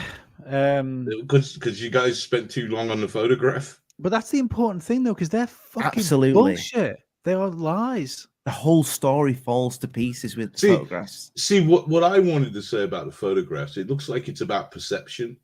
Like the object could be closer to the camera, like how we saw it with, when the one with the house at the back or the barn, whatever that was. I think it could be that. I think it's tiny and it's close to the camera that in that photograph. I think the perception. Yeah, I think the I don't believe that Independence Day special effects artists and I didn't think it was fair before, but Stephen, if you are still watching, I've sent you an invite. You can come and give us your. Yeah, I don't believe. I was only playing with you, Stephen. Oh, he knows that. He knows okay, good. Because I know he don't know me too good. But you see, that's the thing. Like I don't predictions are like because You do. I read quite a lot of them when we were there. Obviously, I didn't read all 2,000 of them. I was skipping through years and trying to find things, and like there was things about the infections and stuff, and I don't believe if I was going to pretend to be a prophet in the 40s. When we were already talking about like population density and stuff like that, I mean, nobody would have predicted we got where we are, like as far as the amount of people. But we were already talking about these things. Then there was like a silly prediction where it was the prediction was like in 2012 that Samsung TVs are listening to you, and the corroboration was in 2015. Yeah, when they came out with the warning. Yeah, but. It was nonsense, because anything with a microphone, anything that's voice activated is obviously listening. It's my iPhone is obviously listening right now, because if I want to use the assistant, it's got to.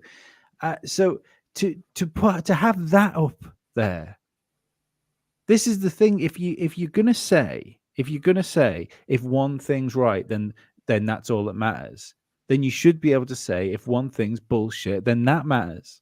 But everything that was obviously bullshit, that doesn't matter.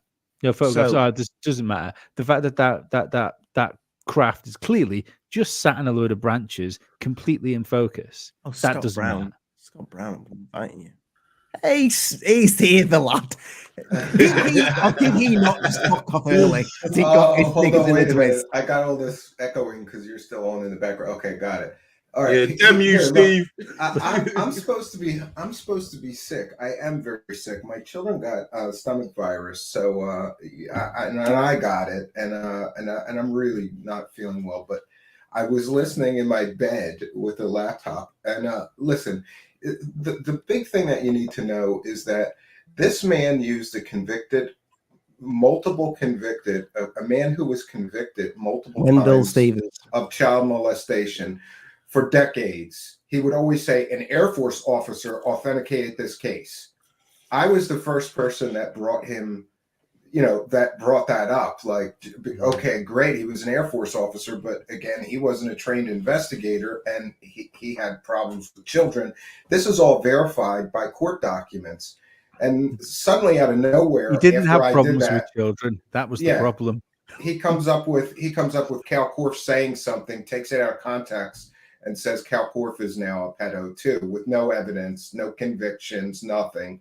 Yeah. And the other thing is, you will find if you actually waste the time to look into his claims, he makes fantastical claims like NASA confirms Billy Meier case genuine. No, that never happened. He claims Independence Day special effects artists all claim that the photos are real. That never happened. Find me somebody that worked on the Independence Day movie that declared these photos real. No. And then he does this thing where he'll give you 10,000 pages of things to read. Do you know what I mean? Like he'll just overload you with like all of this stuff that you're supposed to read through that you can never get through. The photos of the dinosaurs were presented by Billy Meier, and there's evidence and proof of that. Then when they got fully debunked as coming out of a nature book, which by the way was sold just 6 miles from his home at his nearest bookstore, suddenly the Men in Black altered the photos or inserted the photos and that's why they're fake, because the Men in Black were trying to discredit him. The whole thing falls apart. And listen, that one photo you put up more than any other photo displays that these are models. The one with the pine cones and the tree and the pine cones, the lower photo of the one.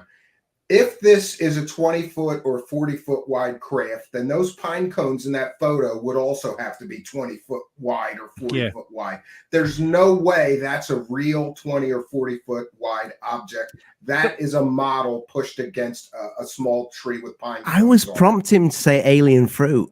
You know, really. That's so ridiculous. And I said I wasn't going to waste any more time on this. I wasn't about to come on here, but this is just such garbage.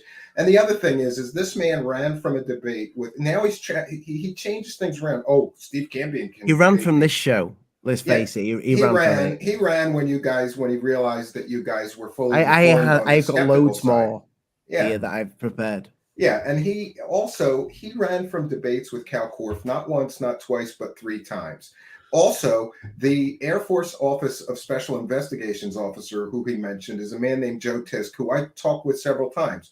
When I spoke with him, and I have the recorded calls, Joe Tisk said, I looked into the case. I never said it was real. I never said that Horn could say I said it was real. And I've told Horn to stop using me as a source for proof of the story. I have that on tape.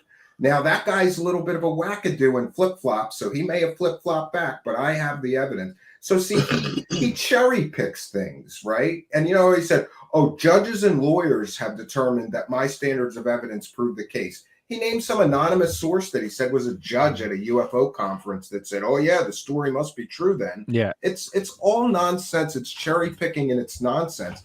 And here's something. Why does his ex-wife and his children all say he faked everything? They were there while this was all being manufactured. That's the interview that Cal got with. Yeah. He got to know Billy Meier's wife and showed her. I've literally, like I said, this week, Stephen, I have. Well, yeah, you went in my footsteps. I could have saved you so much trouble if you were contacted. I didn't know you were doing this until last minute.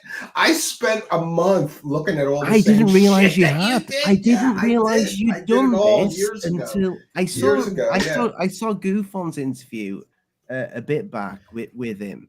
And that was the only one that I'd seen. I didn't realize you'd interviewed him till about 3 days ago. Then I watched your interview and I watched the follow-up, and I didn't see the Cal one until today. Yeah, and you notice he also does this thing where, like, oh well, if you don't believe this evidence, I'll just show you more fake evidence, and if you don't believe that fake evidence, I'll show you more fake evidence. Like, that's my point, problem. If you faked even a portion of your so-called evidence, why?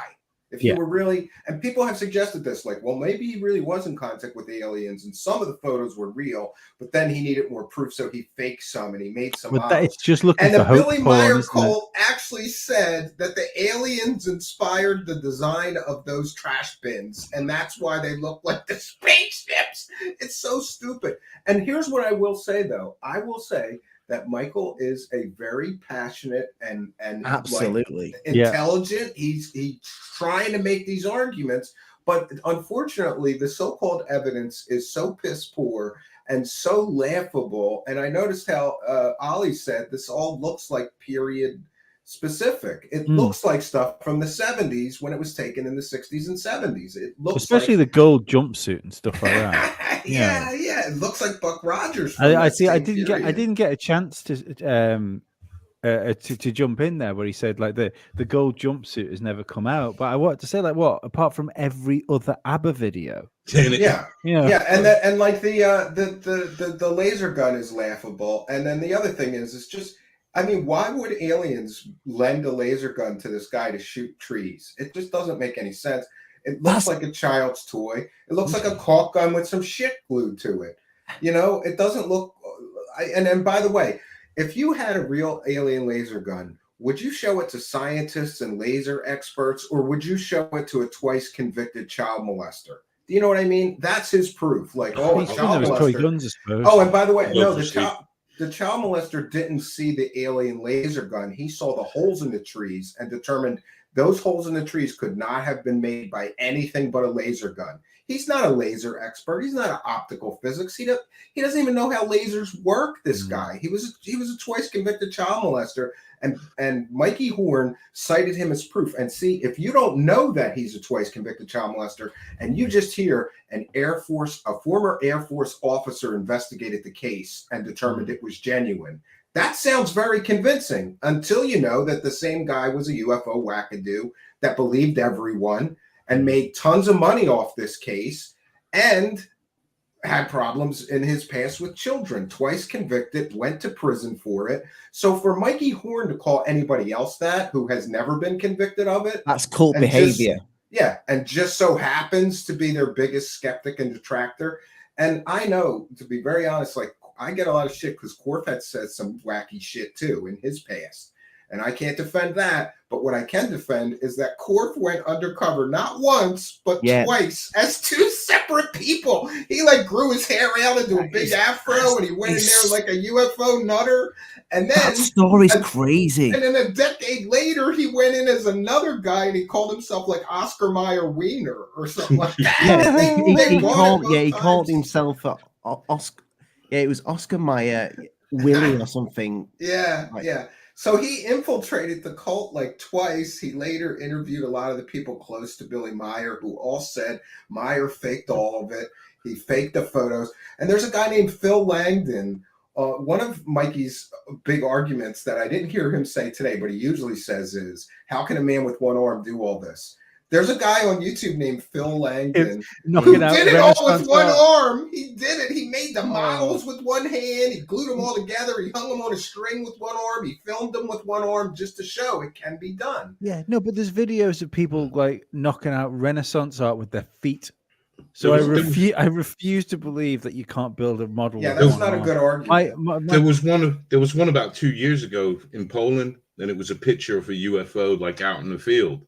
And everybody went nuts for it. And then the guy, after, maybe about a week after it died down, he put out a video showing you that it was a toy and he strung it up by a piece of fishing. Yeah. So the thing is that I really don't get, and I heard you say this on one of your shows, Stephen, is when he goes on a podcast that is, it's not visual, so he can get away with it. It doesn't get addressed, and he knows he's safe. He'll stay on for a long time. This is the shortest I've ever seen him stay on a show. Yours wasn't that much longer. 2 hours with mine, yeah. Yeah. Well, no, but listen now. You will notice that if he's on a True Believer show, he'll do 3 hours. I think. Yeah, he'll talk for 3 hours. After marathons, Stephen. The marathons, I'm all mired out. I listened to what was that? I'll shout the show out. What was the really long one? Yeah, there's a lot of really long ones. I have to say, like, I grew up when I was a kid. Somebody gave me UFO books that had Meier photos in them. So for me, it was kind of weird to talk to the U.S. representative for that guy. And even as a child, I kind of thought they were fake. And I was a kid, but I still thought, well, if he'll do it, I'll probably rip this stuff to shreds and we'll see what he does. And he didn't do as well on my show. He did better on yours. No, mate, you did a great job. I mean, he really lost his temper. No, I didn't want. He started screaming at me. I didn't want. I'll be honest with you, I didn't want that. Oh, he was turning red as a beet. I thought he was going to pop a blood vessel. I just wanted him to give me an explanation for what he thinks it is, because I find these people in the field, like you, Stephen, I find them fascinating. I think most of them are crazy. I think most of them are nuts, but we're all human beings, and that's what we are. We are crazy and we are nuts. That's the thing. We're human. We make mistakes. I think Michael's, he's either two things. He's either making an absolute killing on this and he's invested so much into this that he knows nothing else, or he is just fallen hook, line, and sinker for Billy Meier's promise of whatever that is. Yeah. Yeah. What do you think it is? What do you think it is? Well, people don't realize this, but he makes an awful lot of money. And I'm told, I haven't been able to verify this, but I'm told that the U.S. book sales go to him. And he makes a lot of money. At one time, he was working the conferences a lot. But when he started saying that Billy Meier is the only real UFO contactee and everybody else is a fraud, he stopped getting so many conference gigs and things like that. He does have 4 documentaries on streaming services about Billy Meier, and all of them use a twice convicted child rapist or child molester as proof of Billy Meier's claims, So he's making money hand over fist on this stuff. He'll try to argue those points with you. I think he says he doesn't make any money, but he doesn't have a real job, and he spends all of his time doing this. So most people would believe, I don't believe he believes it, because I don't believe he believes it because of the way he acts when he's quite confronted about it. It's he's defending the indefensible. That's the problem.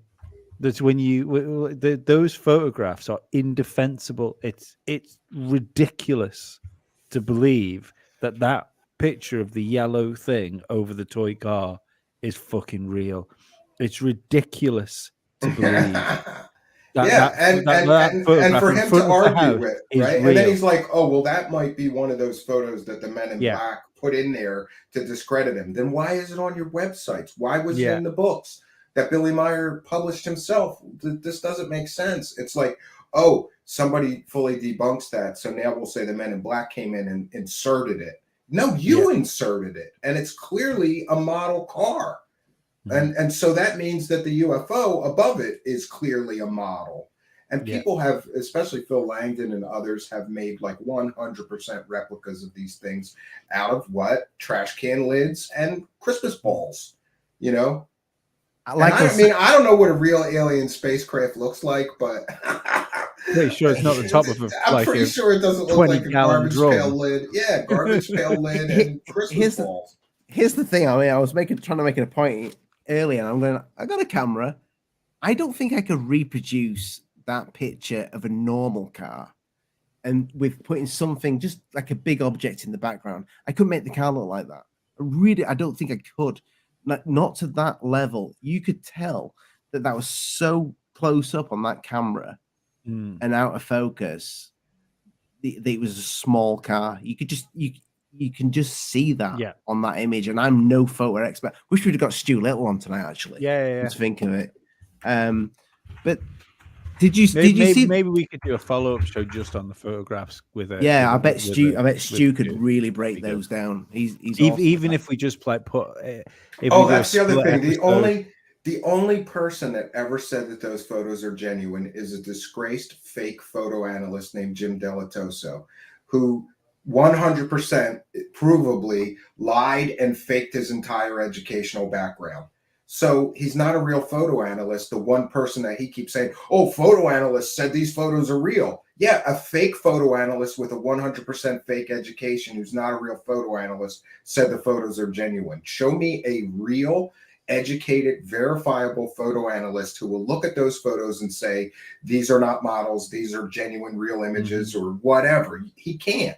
And then, like I said, he cherry picks things. He makes grandiose statements like NASA confirms the Billy Meier case is real because maybe he talked to one guy at NASA who's a wackadoo and said something positive about the shit. I don't know. I'm sure there's plenty of janitors at NASA. Does Billy Meier still have the negatives of those pictures? He should. I don't know. He won't release them, I bet you, though, because the negatives will be the best evidence of fakery. The first generation is always the easiest to catch fakery in, But I will say this, Billy Meier's photos were different in that most people did like, old school before Photoshop, double exposure. They would, take one photo and then, or people would glue a UFO into a negative and then, develop the film.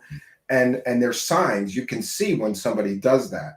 Meier was different in that his were physical objects, but I truly believe they were just models on strings. And by the way, there were people, including, I don't know if you believe him, but Richard Doty said that he was sent to investigate this, and there was fishing string lines all over Billy Meier's farm, and that was back in the late 70s, early 80s. But that was to stop the flies. Yeah. Oh, I'll miss it, man. I'll miss it. The interesting thing is what Carl said with the balloons. Yeah. What was that? I never thought of that. What was that? They could have been on balloons. Well, the thing is with that sort of area, they love their fucking hot air balloons, don't they? The Swiss, they love their hot air balloons. I mean, and that would be the perfect way to do it, to get that kind of like dangle without doing the when you look at you look at how those photographs are taken, the distances he is away from things. I think the idea that someone stood behind with like a, like a really long fishing pole or something like that. Yeah. It seems to be the most obvious way that's been done. I think you could easily recreate those photographs doing exactly that UFO. That wedding cake UFO is the size. Jesus Christ, who's hidden? You sound like you're having a battle. Not me, mate. I'm only having a battle with this week. Stephen, keep on worrying. I'm sorry. I'm multitasking here. Don't worry, mate. I'm gonna collapse after this for a while. So the thing is, though, like the images that has been put out, for him to not address any of those images says that he's really scared of just like it just crumbling underneath his feet. It's almost like he knows that. Jennifer Sammy wants to believe. Well, if you choose to believe a twice convicted child molester about absolutely fantastical stories, that's up to you. Read the court documents and see what that man did to those children before you decide to believe him. I've read the court documents. If you haven't, you shouldn't read statements like that. That's Wendell Stevens. Your kind and generous donation. Wendell Stevens. Stevens. Yeah. And by the way, Wendell Stevens had the same Men in Black explanation. They framed him, and there's all kinds of letters. I didn't know about that. Yeah. I did not know about that. Lee didn't know about that until I'd watched about the Wendell being prosecuted. So I didn't. I do think a lot of the chat might not even know that. Yeah. And I've come across Wendell Stevens, obviously like over the past 10, 20 years of looking at stuff. It's just wild. This is a wild rabbit hole to go down, and especially when you've got somebody like him. And what you said is terribly relevant. Remember, this man, Micheal Horn, despite what I may have think about him, I do feel sorry for him because he spent decades of his life doing this, running around, arguing with people, claiming that these are real photos, these are real alien contacts. You also have to remember that Billy Meier got crazier and crazier as time went on. After a while, he's meeting Jesus and shit. It gets really crazy. I watched some recent video with him talk about the Russia-Ukraine thing today, which was Billy Meier predicted the end of the world in 2020. The world was supposed to end in 2020. So when we get into the predictions, he only talk about the ones that were all that you made that didn't happen. You telling me it's Billy Meier that's responsible for my best mate crying on my shoulder in the kitchen? Maybe. Yeah. That's a true story. No, that was 2012. Not 20, that was 2012. It was 2012. It was 2012. Yeah. See, the one thing I wanted to ask Micheal Horn, I don't know if you know this. How educated is Billy Myers? Stop fighting me for the super chat, Lee. I thought that was the deal. Like whoever hits it first gets it. No. Thank you, Lee, for the super chat. I appreciate that, my friend. How like educated is Billy Myers? I don't think very much. He was a sort of a like vagrant who was like traveling around the world, supposedly taking pictures of UFOs and aliens everywhere, including India and Israel and things like that in his earlier years. And tragically, he did lose his arm in like a train accident. His arm got run over by a train during his travels and things like that. You know, but I don't know how educated he was. I don't think he was very educated. But it is interesting. You know, people say, "Well, how could he be an expert model maker?" Look, I could make that thing in my basement. I'm not an expert model I don't maker, think you need to be an expert model maker to make that. And well, that's what the arguments are, though. Expert photographer, expert video maker, expert that. No, like anybody could do those. My friend makes models. She made me this little tiny beautiful. robot. I hand painted it for Christmas. She's not an expert model maker. She's a tattoo artist. I make models. Weird ones. Well, yeah. Then you might not be. Imagine the plot twist, though. You know? I just roll joints. That's my claim to fame. This is what I want to. That's an art, my friend. That's an art form. Yes. I can't roll for shit. Yeah, I'm always surprised that this thing is still going. Like, you know, like how much. What, this podcast? No, I mean the Billy Meier case. It's just there's so much out there that shows it's garbage. But Micheal Horn is always running around going, no, let's show you some more bull. You know, you don't like that bull, I'll show you some more. You know, the whole story should end at that car photo. It should all end, or the pine. But it won't. It won't because it is still a good. It's still a good story when you hear the whole lot of it. It's entertaining. Exactly, but isn't it ironic that photograph is on that X-Files poster? No, I want to believe it. I was actually gonna end this. Like, if he'd left, I would have said, you know, if he'd have made it to the end, I was gonna like kind of end on a good note and say, you know what, I think something really good has happened on this. I think that poster, like from the X-Files, actually had inspiration for a lot of people doing what they do. So whether it's fake or not, you know, it spurred people. It's been influential. That's what I know. The beam ships of Billy Meier are identical to Bob Lazar's sport model. One of the beam ships. It's 100%, almost 100% identical. That was on my list, Stephen. It's on my list of questions. You can Google Michael Schratt, Billy Meier beam ship, Bob Lazar sport model, and you'll find that those are exactly. And Bob Lazar got all the Billy Meier material from John Lear just a few months before he came out with his story. So I don't think it's a coincidence. When we talk about UFO mythology, certainly Billy Meier is an important part of, but you know, it doesn't mean it's real, but he's been hugely influential because how many more people after Billy Meier came out and talked about hot blonde hair, blue-eyed alien chicks that they were in contact with? Corey Good did it. David Wilcock, all of these other grifters, the Nordic hot chick alien largely did come from Billy Meier, the beam ships. And by the way, Bob Lazar's whole shtick about how his spaceships worked were almost identical. The beam ships of Billy Meier had an anti-gravity power system. So did Bob Lazar's, and they looked identical. You know, so he's been, regardless of whether the story is true or not, it has been largely influential on the world of UFOs. That poster, the I want to believe UFO is absolutely. I used to have it. I got pissed off once and ripped it down and threw it out. Did you, Steve? Did you see my thumbnail? Yes. I want to believe Billy Meier. There you go. Yeah, and he's still over there collecting money with his organization. You know, he's still collecting money and still selling books. And by the way, you know, Micheal Horn owes me one of those super expensive books with all the photos. He promised me he was going to send me one, and he never did. Those books are like hundreds and hundreds of dollars. I would love one of those. Me too. And he was supposed to give me one, but he never did.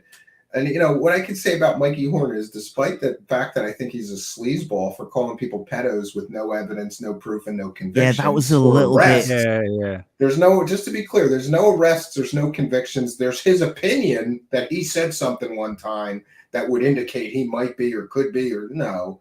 If there's not an arrest or a conviction, you shouldn't say that, especially when that person's your biggest critic. No, but unfortunately, I think he did that. Exactly. I think he said that because he knew that we were going to attack. Bring up Wendell Stevens, yeah. It's quite obvious, isn't it? We've all seen this.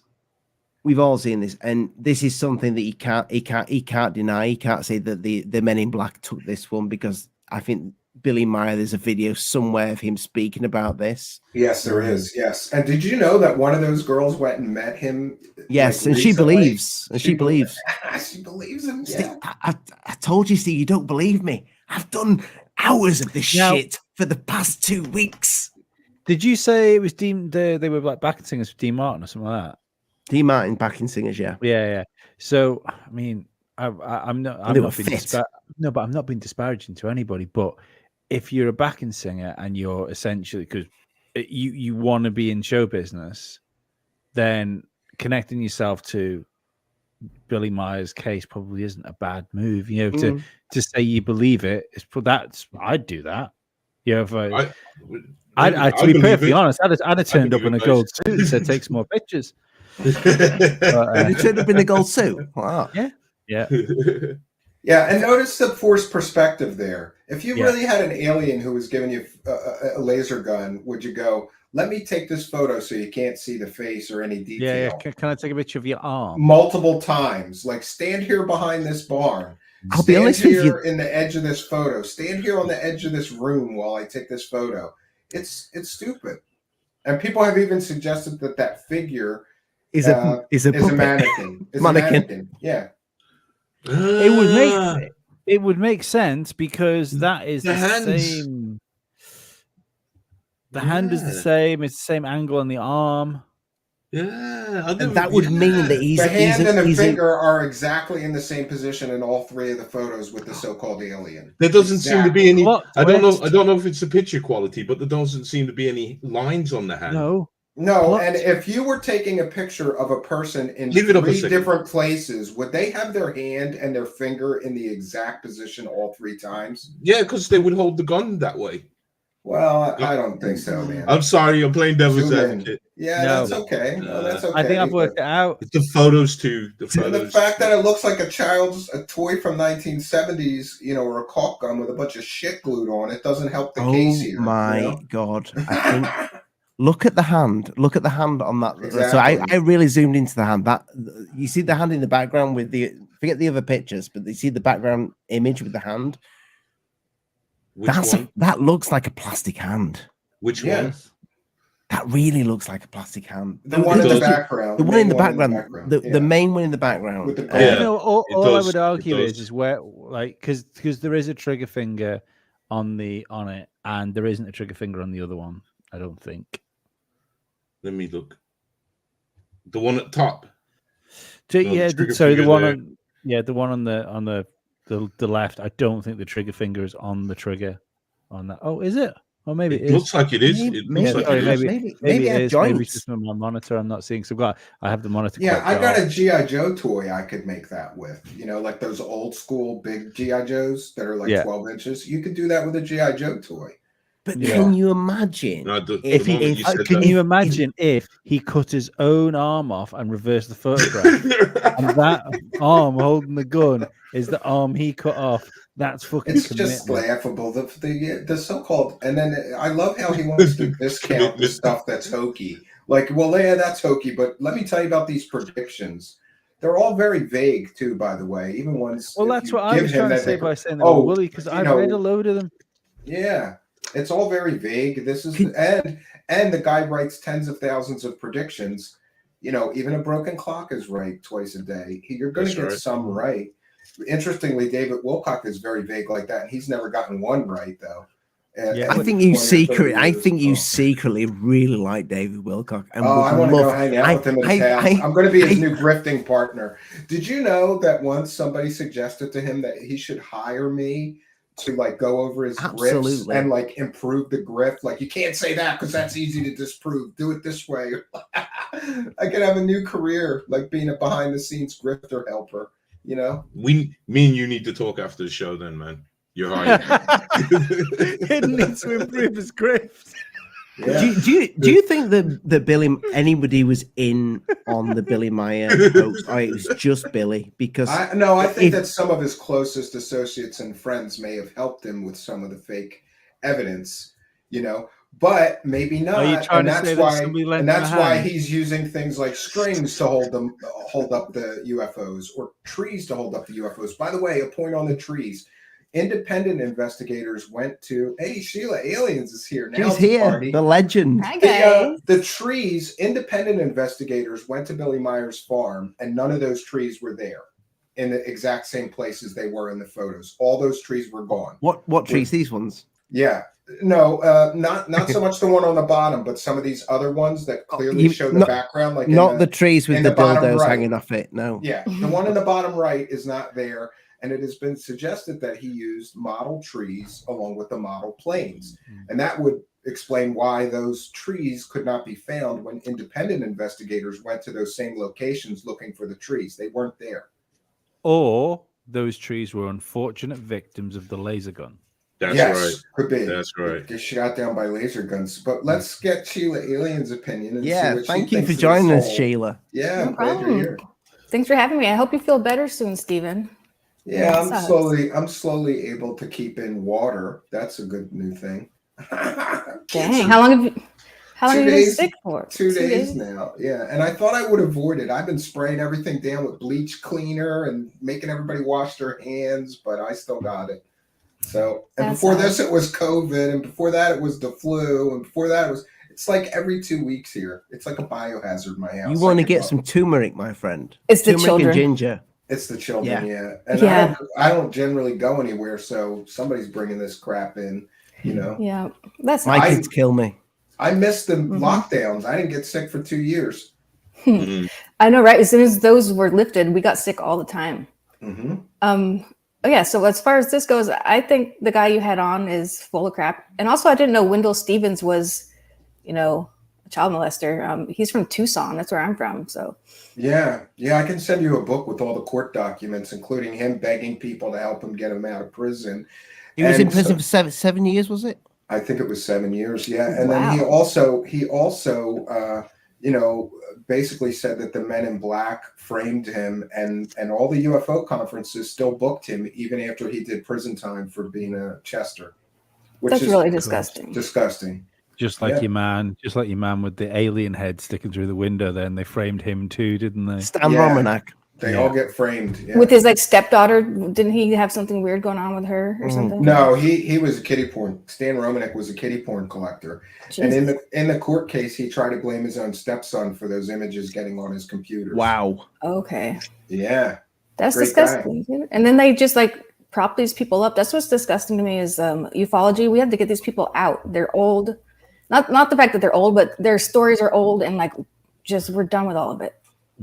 That's why I don't listen to none of them. So I don't know these guys.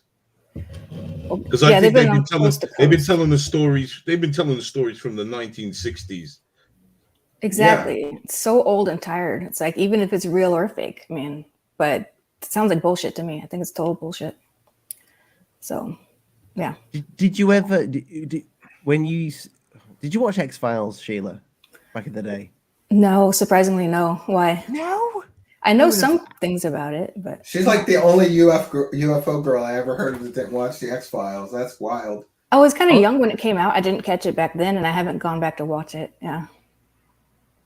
That's interesting because I thought watching you back in the day, which I think is before that I had a YouTube channel, when the first clip I saw of you it wasn't even on your channel. It was of you interviewing Blake Cousins and asking him if he fakes UFOs, and he was stuttering quite a bit.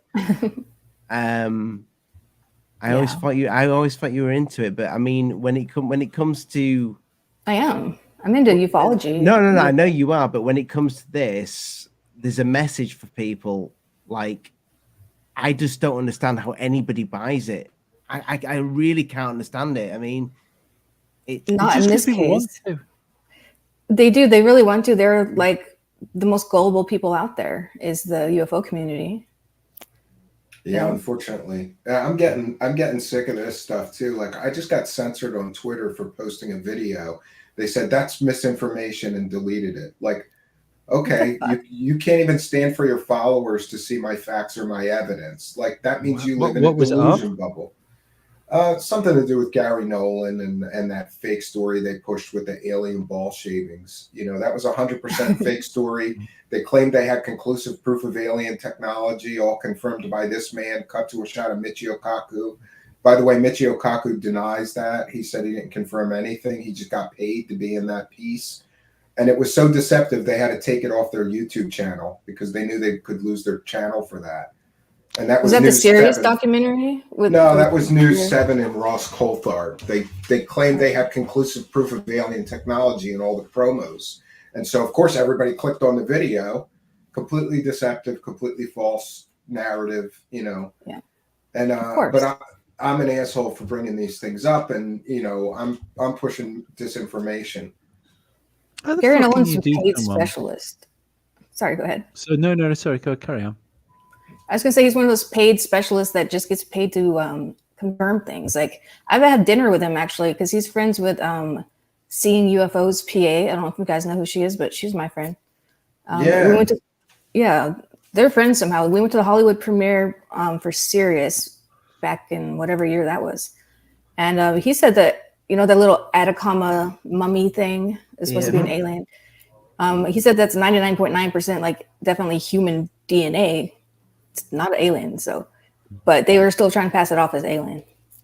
Millions. They made millions of dollars on that. They made millions and millions of dollars on that. And that's a whole big issue too, because Gary Nolan, according to Stanford University's Code of Ethics, is not supposed to use labs or equipment or personnel at Stanford University to personally profit. And he got paid to be in that documentary. He got paid to be in this Ross Coulthard piece where they were pushing false fake alien stories. So that's a big issue for me.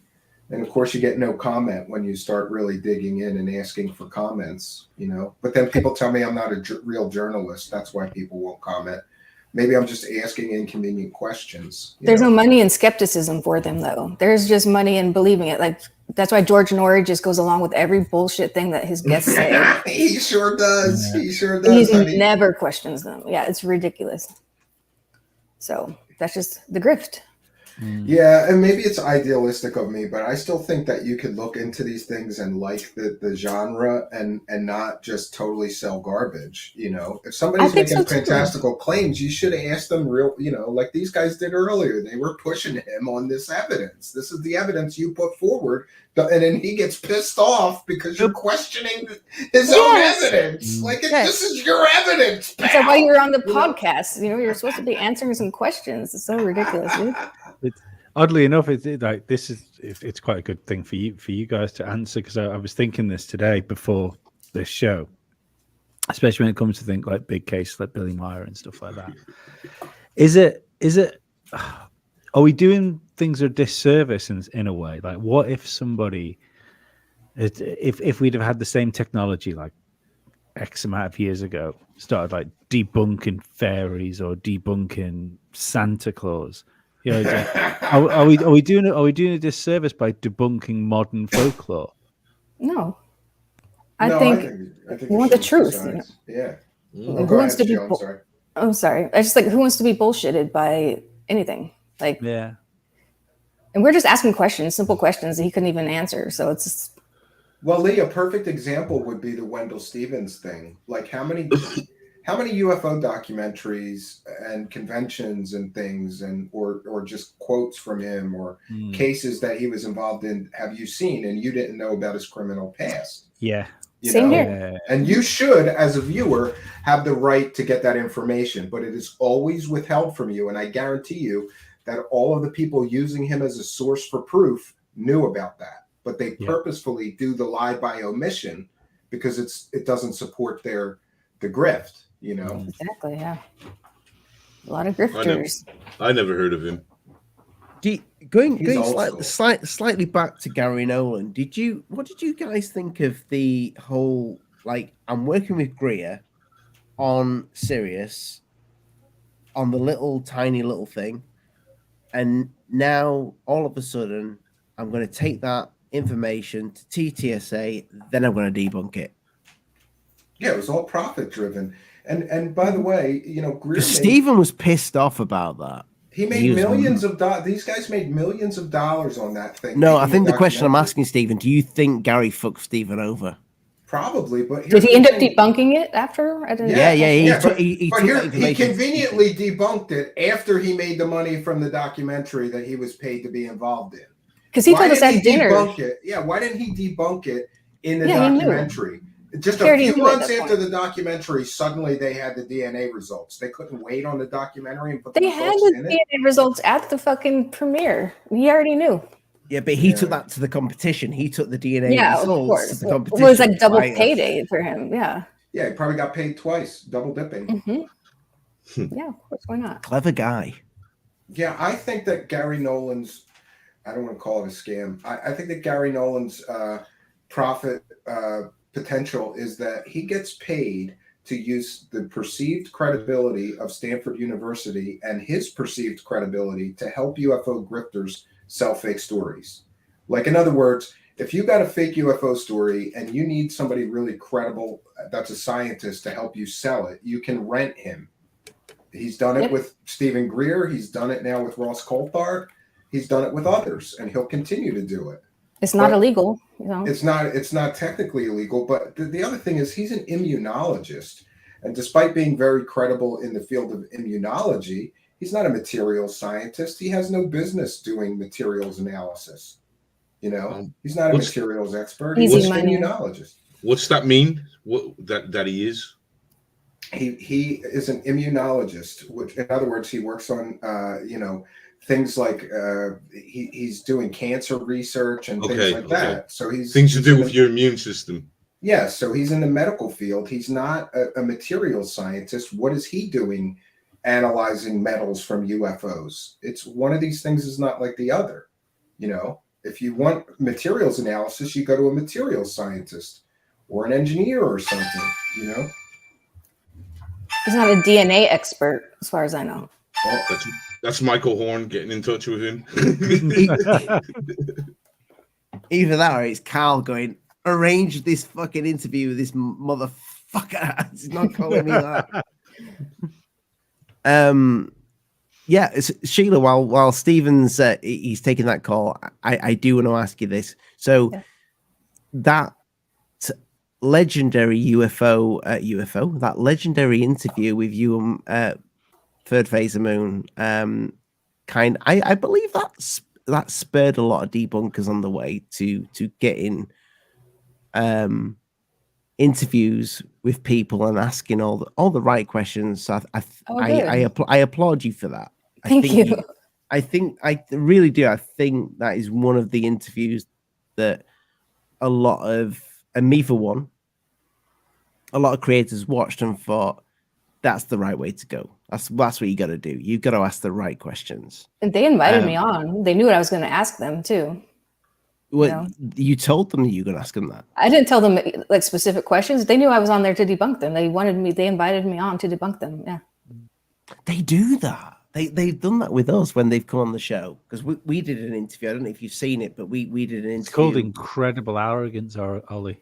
Yeah, they just want the clout, the clicks. They don't care. They don't give a fuck, dude. They do not. Sorry, pardon my language. I don't know if you cussed on this show or not. Oh no, this show's a full-on bell end show. You can say what the fuck you like on this. Let's be perfectly honest. Every other word has been pedophile for the last 2 hours. Yeah, we're demonetized. Demonetized. Yeah. Who cares? It makes pennies. We know what YouTube like video. It'll hit 1,000 views, and then that makes what 10p.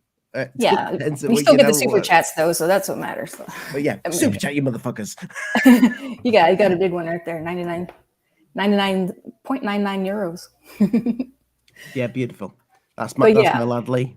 But I think there's more people that need to do that these days. You've kind of taken like a back seat and just it feels like you've retired. You've got into the AI stuff. Have you kind of like just thought, you know what, I don't need this in my life now. I just want to do what I want to do and just chill out and enjoy the subject. What's I going just on? got tired of their videos. I didn't want to watch them anymore. Like, I don't want to have to watch their videos to debunk them. Like, it's just obnoxious. It's so obnoxious to me. I'd rather focus maybe on the stuff that is real. I mean with you in general. Like, you kind of like just. I retired. Yeah, my life was like a mess for a while, so that's what I was doing. And then I've always been interested in UFOs. That never stopped. But lately, I don't really upload that much on my channel. I'm on everybody else's streams. I'm on like a bunch of other streams all the time. So that's what I'm doing, and it has nothing to do with UFOs. It's like comic books and stuff like that. So Like, I've seen you do. I look at what you're doing on other channels. Not a stalker. Don't worry. All right, I'm out there, to be watched. But I would like to. I'd love to see a comeback. Like, I would like to do that too. Yeah. I like the stuff that you used to do, the way you used to break it down on old school YouTube, which is not the same anymore. So I understand why you may be put off by that. Yeah, well, it's just my channel got terminated. So back in the day, that's why I kind of lost my will to keep going. But then I did make my second channel, which is doing fine. But yeah, but then they brought that channel back. So I have all those videos back. So that's cool. Yeah. What was it which made them delete the channel? I was totally disobeying the copyright rules back in the day, but like straight up. But back then they didn't give you a warning. They didn't give you a chance to like take it down or anything like that. Like nowadays it's a lot better. The system's a lot nicer nowadays, actually. Was that before like the whole like revenue sharing thing? So if you use someone else's music, they get the money for it, sort of thing. It was way before revenue share, yeah. Yeah. But I wasn't using anyone's music, I don't think. I was just using like video clip, like whole news clips and stuff from like ABC News, and that's what got me. Disney will get you. Disney will get you. Yeah. Yep, owned by Disney. Yeah, so they took me down. I tried to use a clip from South Park, and I think it was only about maybe 3 minutes long. Copyrighted me. Wow. With a strike? But, no, because now when you put your videos in, they do the search before you can even upload it. They do a search. The content ID. And it came up copywritten. So back then they would just strike you. You didn't even know you're going to get straight. It was just a straight strike, like no questions asked. It sucked. You could dispute it, but yeah. So that's what happened to that channel. And so that kind of took the wind out of my sails for a while, but I don't know. I would like to do a comeback. Do it. But debunking those guys, I mean, ugh. I think they've debunked themselves by now. They too. Their shit is so silly. I mean, have you guys been watching them? Like, what do they do now? I've not watched it for a long time. I mean, I'll be honest with you. There's times, and there has been times, because I've got Blake and Brent. We've spoke many times over the phone. At one point, there was discussions with me joining the team. You know, they've got the team round table. Rich Giordano. They've Dr. got J. Michael, Dr. J. I don't know if Dr. J does it anymore. But the Hidden Underbelly. You could have been famous. You ended up with me. I'm sorry. But I know I've ended up with you. Not worth it. Not worth it. But it's like, I thought on it, and I thought, well, what could I bring to the table? Because I would be terrible on that show. I'd just have to speak my mind. Well, that's what they wanted, though, because they were also. And that will hurt my brand. But that's because kind of I've been so against them, and I wondered why they wanted to do that. I think they want to heal, like, right? I think, and a controllable heel, because I think when you look at them, they have when the people are brought in, I like Dark Hour, for instance. I think he's such a nice guy. Love Michael. Very attractive man. Very attractive man. He's got a safe show for them because it's nothing to do with the sort of nonsense they put out. They brought Rich in, I believe, to make them seem more credible because they could just get him on side. And then I think you would have been brought in as a friendly debunker. So hopefully the idea would have been for you to fall in line with sort of Rich. So they befriend you. Yeah. Yeah. Well, did you know they also approached Heathcliff? Yeah, I know that. Me and Heathcliff, like you'll know Lion's Ground, Sheila. You know Lion's Ground? Lion's Ground, Heathcliff. I don't think so. I'm not sure. I'd have to see his channel. You'll have seen some of his videos definitely on Third Phase of Moon. He got his, I think his channel got terminated, then it came back up. We had a falling out, but yes, they did. They approached Heathcliff, I think. They wanted me to be on there every week to debunk them. It's really, I think they just want to keep you close so they, like they can control you, basically. You know, turn you on. Keep your enemies close. Yeah. And they're super friendly guys, so it's like easy to. Very nice guys. Yeah, it's a little bit too nice. Yeah, exactly. And nice doesn't excuse it. I think they're good at what they do, but I think going back on track with what this tonight's show's been about, which is kind of Billy Meier. We had Micheal Horn on. If you've just joined the channel, and now Michael lasted about an hour and a bit, which is probably like just over the first time I had sex. He lasted just a little bit longer than wow. me. That's impressive. What? It was with myself, you know. I was getting used to it. Ollie includes blowing the doll up. Oh yeah, that took a while. I've not had that before. I've never had a guest that early go, gotta go, and it's blatantly obvious that the heat had turned up. He didn't want to address the actual evidence. Third Phase has just commented. Hey, Third Phase. There we go. What do you say? I can't see. Our goal was transparency with the UFO community. Was it when? Sorry, go ahead. Good. He had fake videos. They had fake videos. They deleted them now, but there were some really silly fake videos with like CGI, an alien underneath a car, like going down the highway, all kinds of stupid shit. And they are CG, editors. They know how to do that. Do you think they still do it to this day? I don't know because I don't watch their videos. I'd have to take a look at it. I'd have to take a look at the latest stuff because now they say that they get their stuff from like a third-party source, and some people do send their actual footage to them as well. So it's a little muddy at this point. I mean, I'll be honest with you.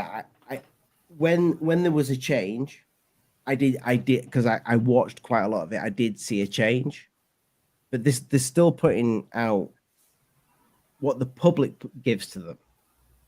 So that could be anything. My thing with that is like, if you're getting stuff from the public, if you think it's fake, and I do think Blake and Brent are very intelligent. I really do, because the good businessmen. Nobody gets it. They've made a good living off this. Yeah. Mm-hmm. I think they will know if it's fake or not. They and sometimes, credit where credit's due, I do hear them say every now and again, and I mean every now and again, I'll give you that, Blake and Brent. This could be blah blah blah. This could be just a reflection. You do hear that, so it's getting better. That's good. Yeah, I mean, I haven't watched their stuff in years, so I can't even comment on what they're doing nowadays. They do claim to have gone more straight edge and trying to do better. So good for them. They're really good YouTubers. They know what they're doing there. As a business. Yeah. I was never going to bring this up on this channel. I was never going to bring it up at all. But seeing as how we're here, might as well. They can. I've invited them anyway. They can I listened to them on Alien Girls channel. I think it was last week. Yeah, I like Alien Girl. She's nice. Yeah, I do. She is. And they were talking about the transparency and the having to make your way around the YouTube algorithm and stuff like that, and the worries of getting struck and things for any YouTuber. But I just thought it was a little bit rich that they were complaining about being struck for things when they made somebody take their documentary that was criticizing them down. You can't make someone take a documentary criticizing. Why would that person even comply with that? Sorry about the noise. Shouldn't have done. I wouldn't have done, but I wouldn't that's what comply we with are. that. That's ridiculous. I wanted to get the guy on that took his documentary. So Stephen put his documentary on. Yeah, Stephen will be able to explain it better than I could when he comes back. Who was the guy that complied with that? I've forgotten his name. Okay. But Stephen will be able to tell you that he's put. It's a bloody good documentary as well. It's very well done. Yeah, really well done. Lee, can you hold the thought, man? I need. You know, I told you about that little problem I have. That little problem's back. Sorry. I gotta fix something real quick. Oh, sorry. Hold down the fort, Lee. I will do. Hidden's gone to sleep. I'm still there, man. Puppy with a stick. So good show, though, man. I really enjoyed it. Like I do wish your man had stayed around a little bit longer, but I kind of get why he went. And I obviously I've been speaking to Ollie about the stuff we've watched over the past week. So watching him on other shows, I kind of thought he would probably tag out at some point, but it was just weird. Like it was a weird show. It was entertaining. I'm not convinced he'll come back on. I hope he does. I hope he does as well. I'd be quite happy to go through this is the thing. If he's going to defend it, like come back on and bring your best stuff.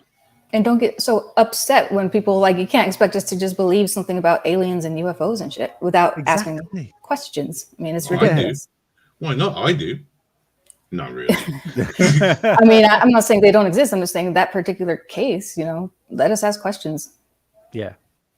Very strange. His behavior was ridiculously transparently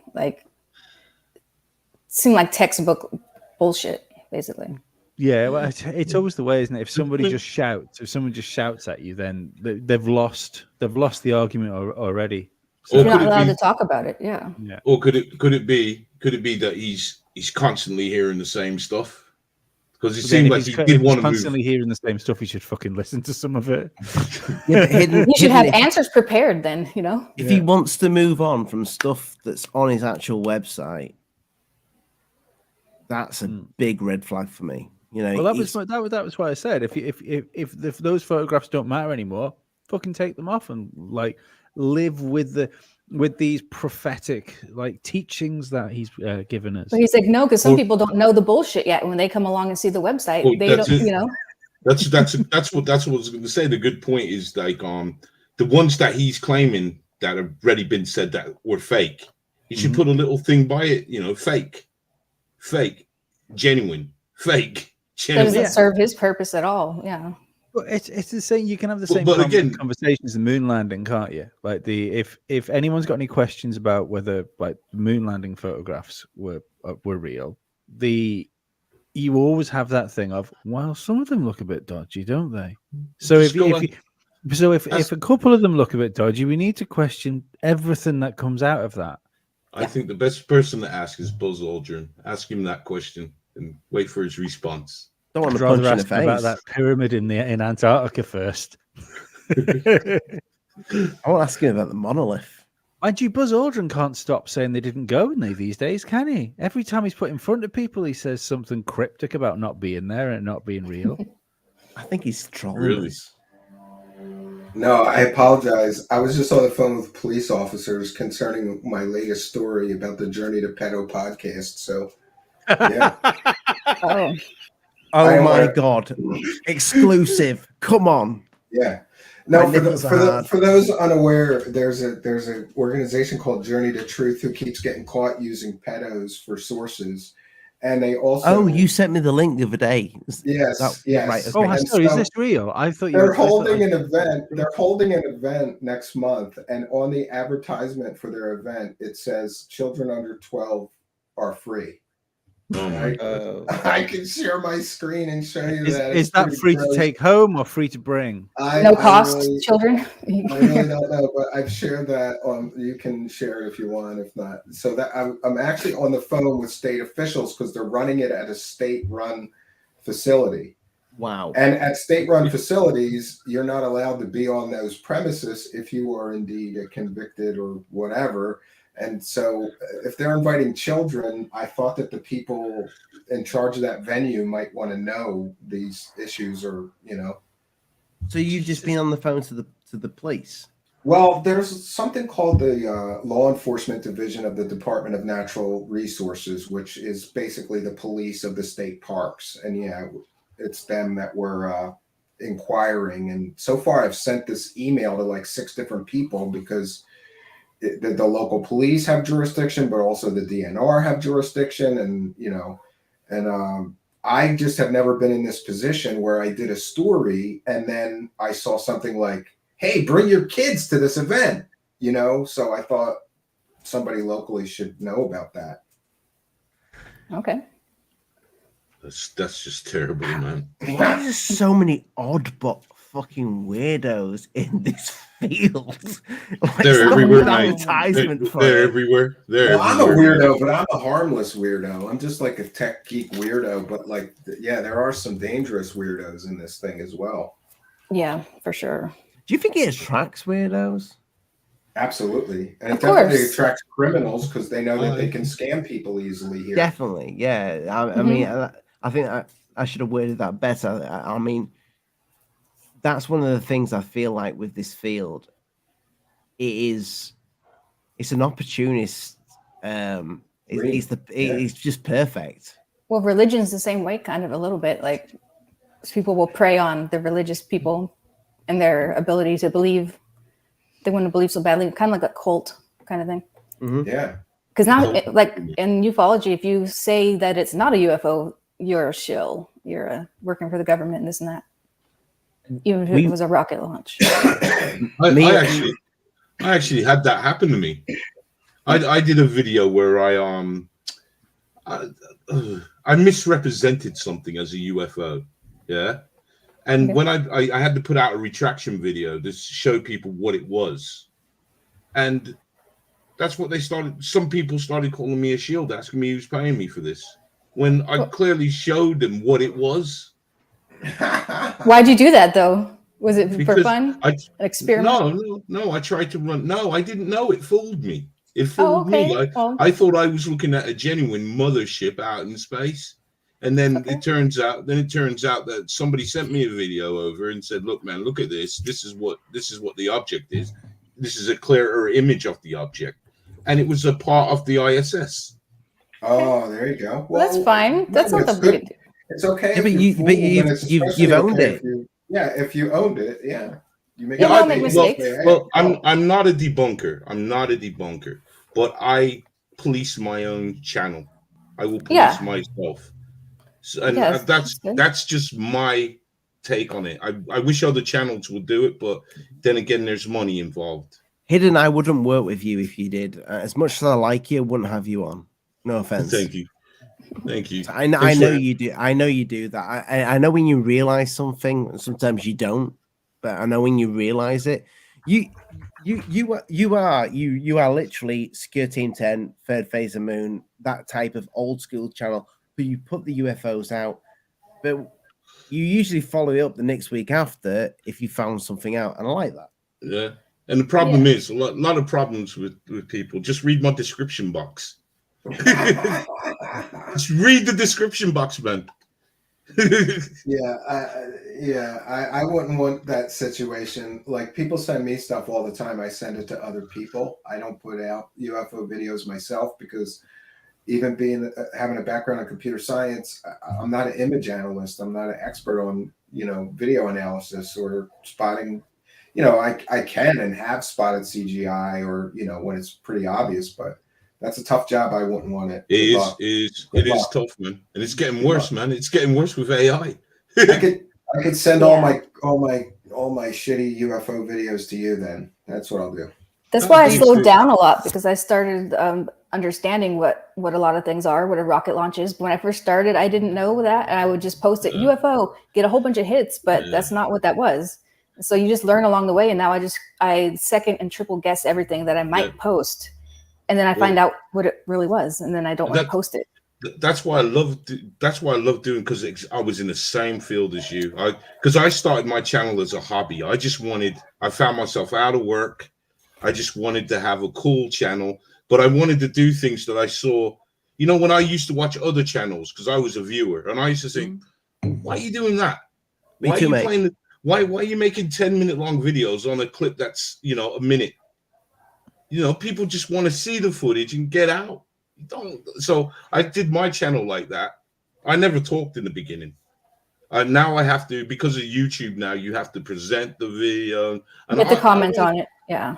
That's it. And I want to stay with it. And I've become successful in what I'm doing, to where I've become.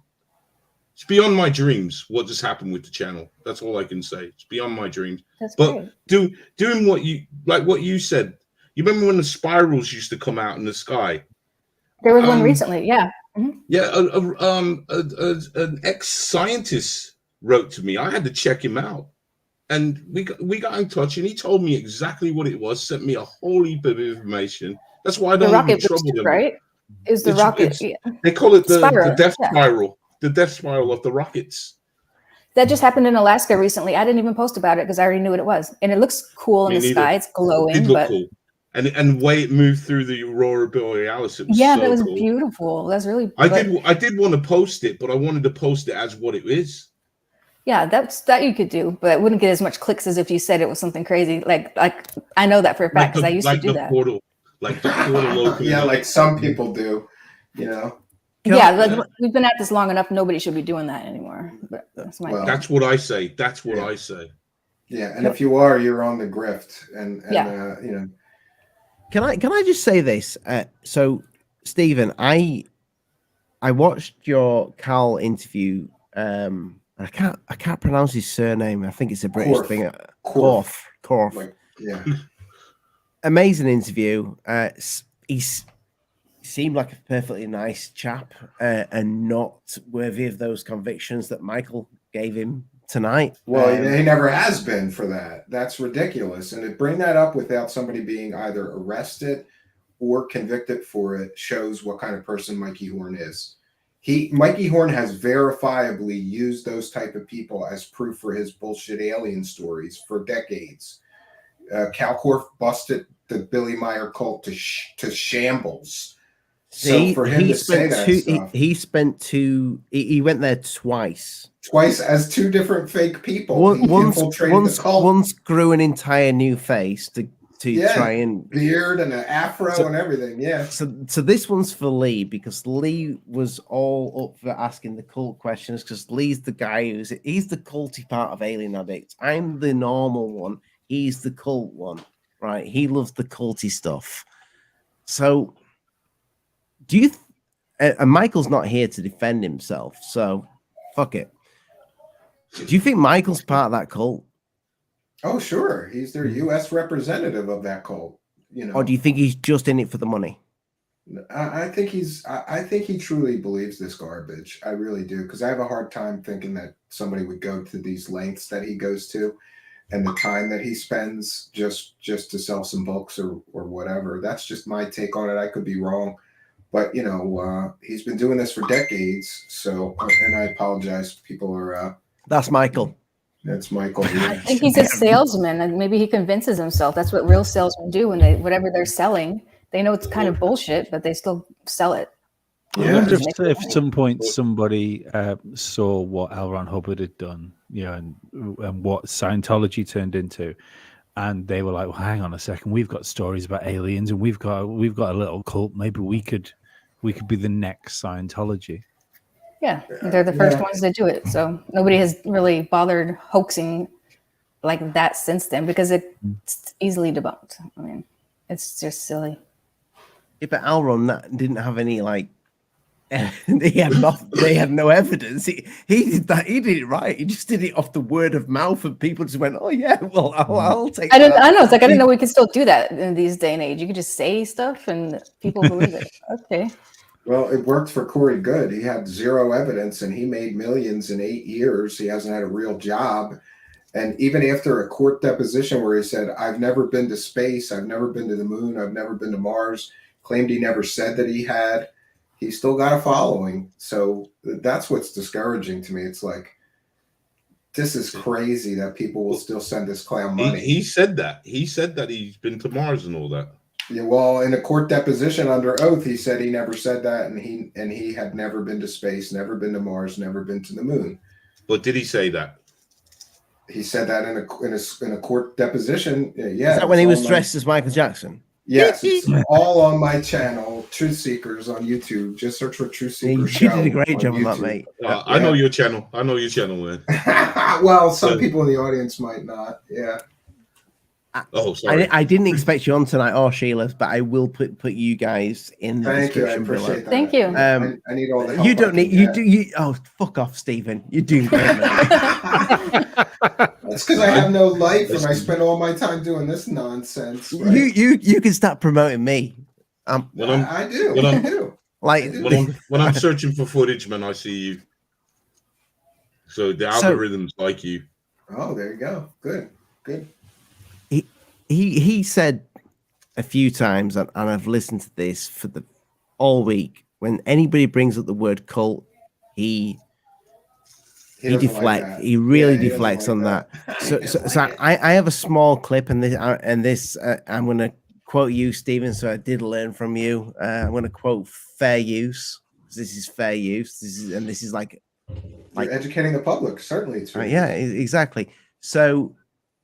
Is this not a cult? Billy is the one who wrote down this information, this teaching in connection with the extraterrestrial. There are literally. Have you seen that documentary? Have you watched it? Mm-hmm. It's in the description below. It's in the description below. I've left the foot. So there you go. You've gained views, guys. But there are people working all for Billy Meier's all around that land, which is absolutely, I have to say, stunning. It is absolutely stunning. Night like sky. It's beautiful. I bet it is. Is that Sweden or something like that? Or Switzerland, yes, yeah. Switzerland, Sweden, Switzerland. It's not the same thing. My geography is absolutely shite. I don't know. I'm terrible at that stuff, dude. Yeah, I think Sweden and Switzerland.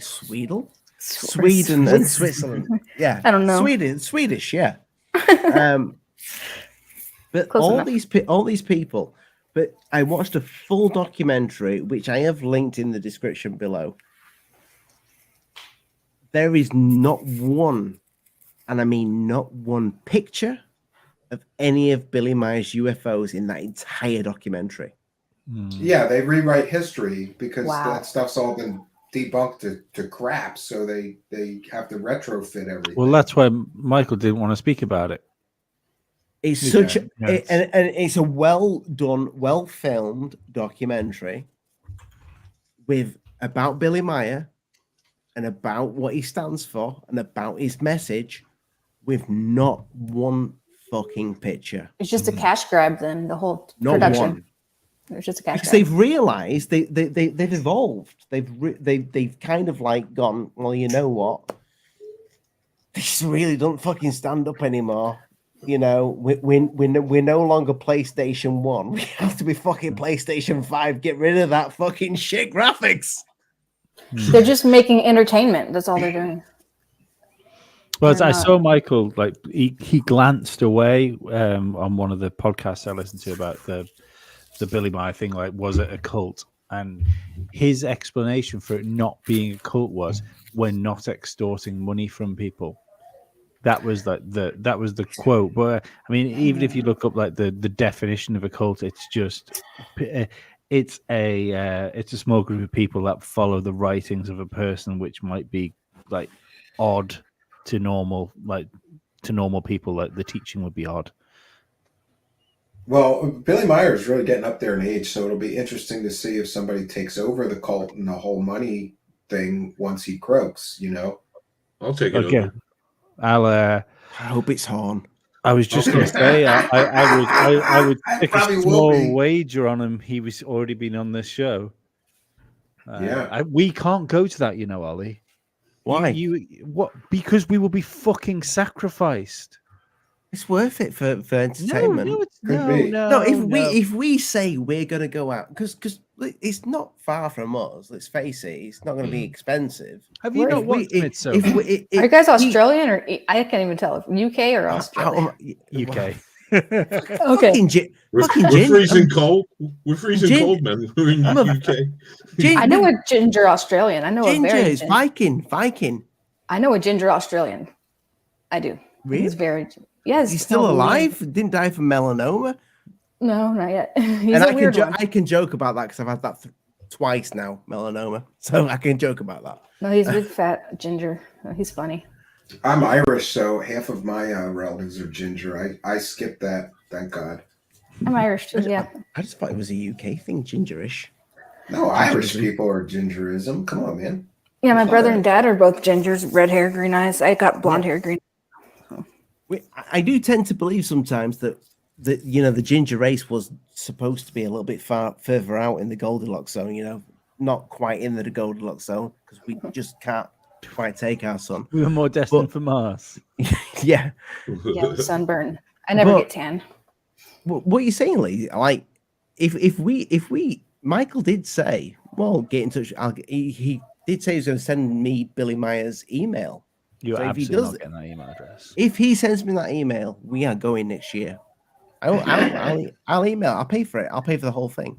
Okay. I will go with you if you can hook that up. I can't pay for you as well. No, I will fly over to your house and meet you at your house, and then go to the airport with you, or I'll do a direct flight. I will go over there, especially if we're going to get to interview Mr. Meier himself, because I will bring all kinds of stuff. I'll be honest, I will feel safer. No, you know what? He won't let you go if you're going to tell him if he thinks I'm going to go too. So maybe not. I'm sure it will be mostly harmless. Just grow a beard, man. Go in disguise. I'll be Oscar Meier. Yeah. Listen, I've watched the documentary. I've watched the documentary of what it's like to be part of that. I'm not going to call it a cult. No proof that it is, but it looks a little bit culty-ish.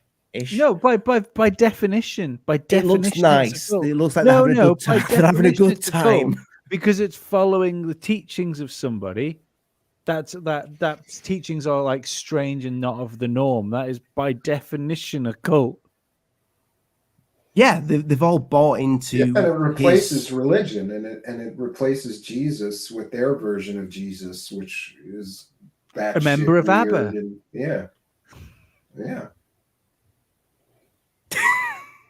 I think that Billy Meier saw people like Adamski and others making a lot of money, and then he thought, I could do this better than them. Their photos are terrible. I can make better ones, and that's what he did. That's what I believe. And you got to admit, like maybe in the early 1970s or the late 60s, those photos might have convinced some people. But today, they clearly did convince a lot of people. Yeah. But so did Buck Rogers. You watched Buck Rogers back in the day. I guarantee people were looking at that going, holy shit, that's amazing. Nah, they would have done. They would have done. I watch Buck Rogers.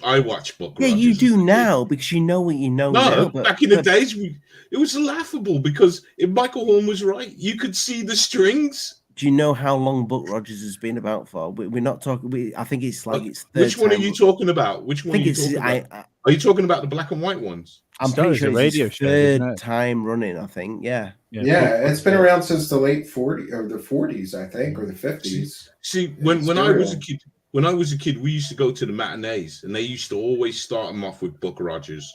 Mm-hmm. And they were like the old black serials. Yeah, they play like a 10-minute one, and then you go to the next movie and you see the next 10-minute one. Yeah, because my mom used to send me to the. We had this cinema, and she used to just send me there on a Saturday, but it was just full of kids, so it was just a crazy time throwing popcorn and just being kids, man. Yeah, there was a place near me like that. It was called the Dirty Dollar Devon, and it was $1. When I was the dollar cinemas. It was like a second-run theater. Like a movie would come out, and like 8 months later, it would be at the Dirty Dollar Devon for $1. To give you $3, $1 for popcorn, $1 for soda, and $1 for the ticket. Try that shit now. I just took my kid to one movie, and it was like $60. You know What? For Oh, one mate, movie. yeah. No, well, how much is that in the UK money? Is that like About 50? 40 quid, 45 quid, something like that? Around that. So we went to see Super Mario. Me and Did my wife and my two little boys in 4D, where like somebody basically pisses on you from the ceiling. And that was like £60, which I thought was extortionate. Like, it's crazy money.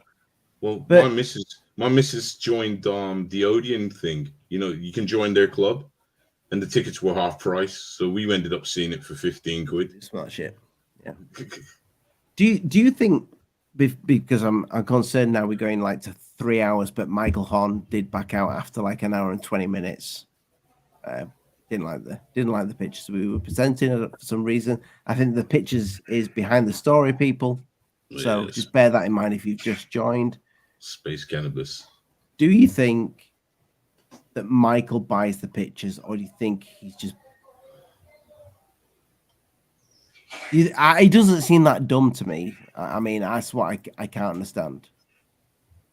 Well, he talks out of both sides of his mouth. And one side of his mouth, he talks about that so many experts have declared them genuine, but then he doesn't want to talk about them. It doesn't make sense. If so many people declared them genuine, you would want to push them, you know, and especially when confronted with the really ridiculous ones like that car one, he clams up because he knows you got him dead to rights on that car one. Like, that's a car model. He wouldn't watch it, and it was really hard for me to try and even explain anything with the car video. I had to ask permission of the person that did that debunk, which wasn't me, and it's in the description below. People, go check out. Great debunk. But Micheal really, that cow one for some reason was the one that really fucked him over. He couldn't come back from that. That is a toy car.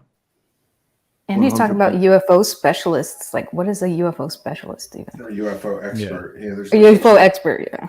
Yeah, and I love how he said that I'm not a trained investigator, but he hasn't had one trained investigator, you know, declare the story really genuine of his. So, you know, I don't have any illusions. I'm a self-taught citizen journalist. Like, you know, it's just nonsense. It gets ridiculous with him. And I will tell you this, though, you better be prepared, because when I went hard on him, I got like a year of people harassing me. We had bot attacks in our chat after we did that. We had all kinds of stuff happen, and just constant threats, harassment from all these crazy nameless, faceless accounts on Twitter, on Facebook, in my email, most of which I think was Micheal Horn.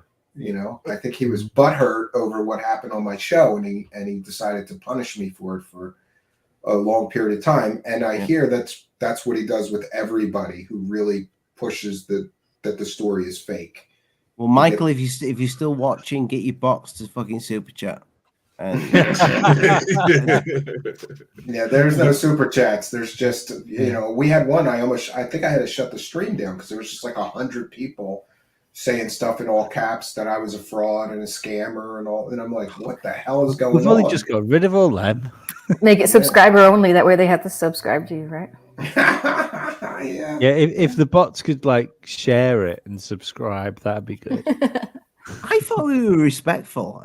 All I wanted to speak about was the pictures. Like, I think we were respectful as well. The thing is, it doesn't matter if you're respectful or not. He didn't want to. He didn't want to talk about what we wanted him to talk about. You know, he didn't want to talk about what is the story to begin with. Yeah, he didn't want to talk about the evidence. The evidence is what you can see and touch and feel, not just random rantings. Words on a piece of paper that he claims are prophetic.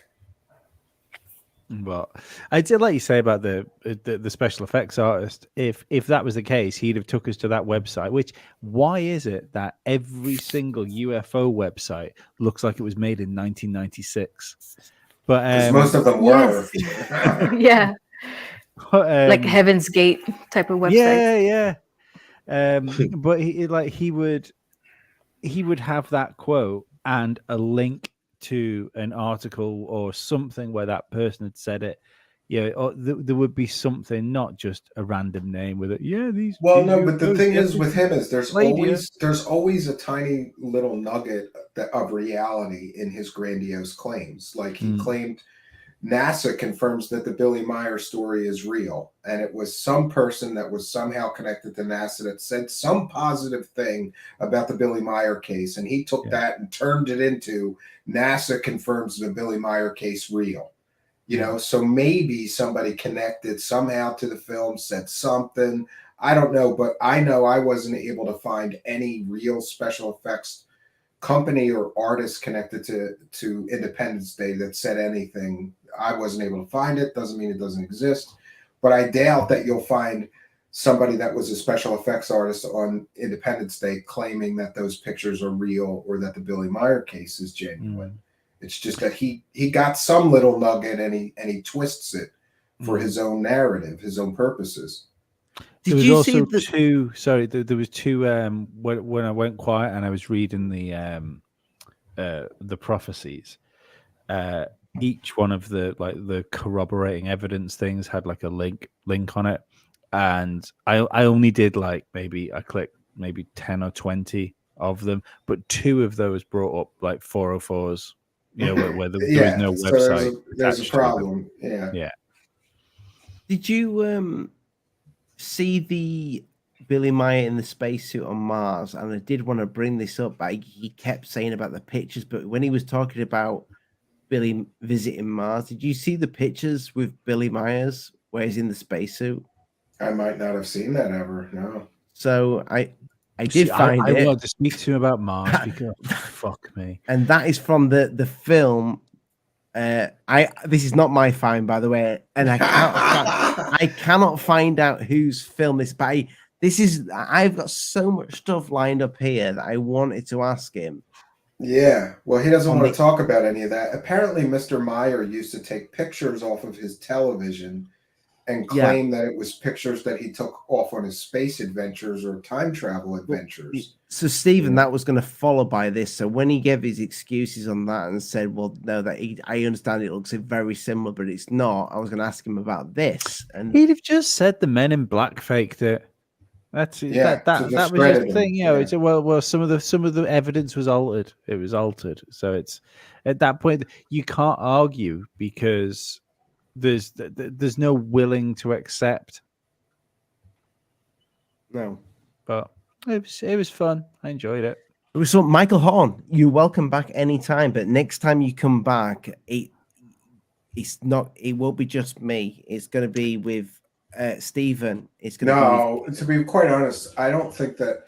I think you're going to bring Cal. You're going to bring the best person that you could have is Cal Korth because he's really the expert on debunking the whole case. He will rip this whole thing to shreds if you let him just talk for 20 minutes. Just ask him, give us your best evidence that the story is fake. I've messaged him today. I messaged him today when you told me to message him. Okay. All right. Well, maybe he's busy or out and about. He's not seen it yet. He's not seen it. So. Oh, okay. Well, yeah, I messaged him too and said maybe you should hop on or maybe he's out and about, but he's the best person. And if you really look, you've already brought your audience this far. Get the other side of the story, you know. And then what you could do is invite Mr. Horn on with Cal Korth, and he will make excuses. He will start going apeshit crazy and attacking you, and he won't do it. He will not appear with Cal. He won't do it. He was supposed to. When I originally did this whole story, it was supposed to be Micheal Horn for one show. Then we did the Cal Korth show for a second episode, and then the third episode was supposed to be them together. And as soon as he heard what Cal Korth presented, he wouldn't do the third show. And then suddenly I was the devil, and you know, that's what he's going to do to you. He's done it to several people. No, Michael, if you're watching this, we can make that show happen. Whatever show you want to happen, we will make it happen. He won't do it. Well, I got to get going, you guys, but thanks for having me. No, Sheila, we're going to end anyway. Me too, We've gone 3 hours in. I want to thank you all for joining us, guys. I will put your channels linked in the description after the show. Stephen, buy my crap. I have shirts. Buy my crap. Can you tell them to buy my craps as well, Stephen? While you're there, buy Alien Addict crap. Buy my crap. I've got great crap. I mean, look at these fucking designs. Oh, cool. Beautiful. Yeah. Oh, I like that. We're gonna have Blue Chicken Aliens are real T-shirts real soon. That's my newest. Oh, I like the idea. Hey, neato. Yeah. Don't buy my crap. How about dustbin lids are real aliens? Oh my god, I've got to do something with a dustbin lid. Yeah, yeah. Guys, can we do that? Can we have it? Can we rip off the X-Files T-shirt, but just have a silver dustbin lid in the air with "I want to believe"? Don't you dare steal. I'm gonna do it, Stephen. I'm already in my editor. Lee found that first. I'm already on my AI. Yeah, there you go, people. I want to believe, but Billy Meier ruined my belief. Look at this. Micheal Horn said he would debate Mick West, by the way, in that interview. Yeah, that's not going to go well, is it? Mick West is kind of like, he tells the truth, doesn't he, or does he not?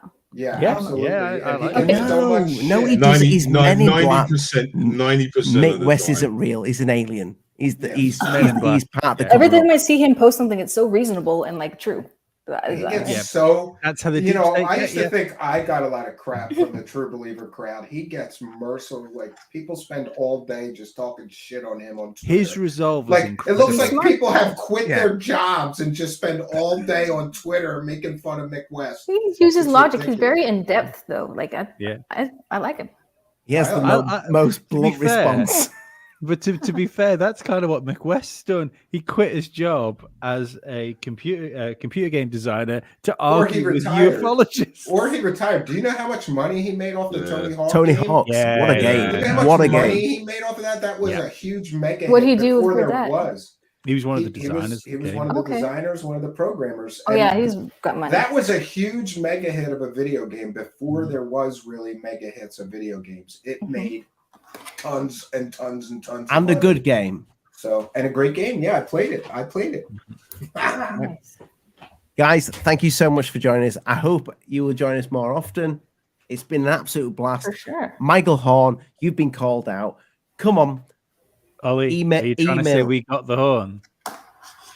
Oh, no, that's right. Oh, no, we're talking about Logan Paul having that alien evidence on his that's another pile of horse crap, but we'll see. No, we're going to go with that on Sunday, Stephen. Wait till you see my thumbnail. It's fucking nipple I think hard I already action. did. It made my nipples hard. It did, yes. Yeah.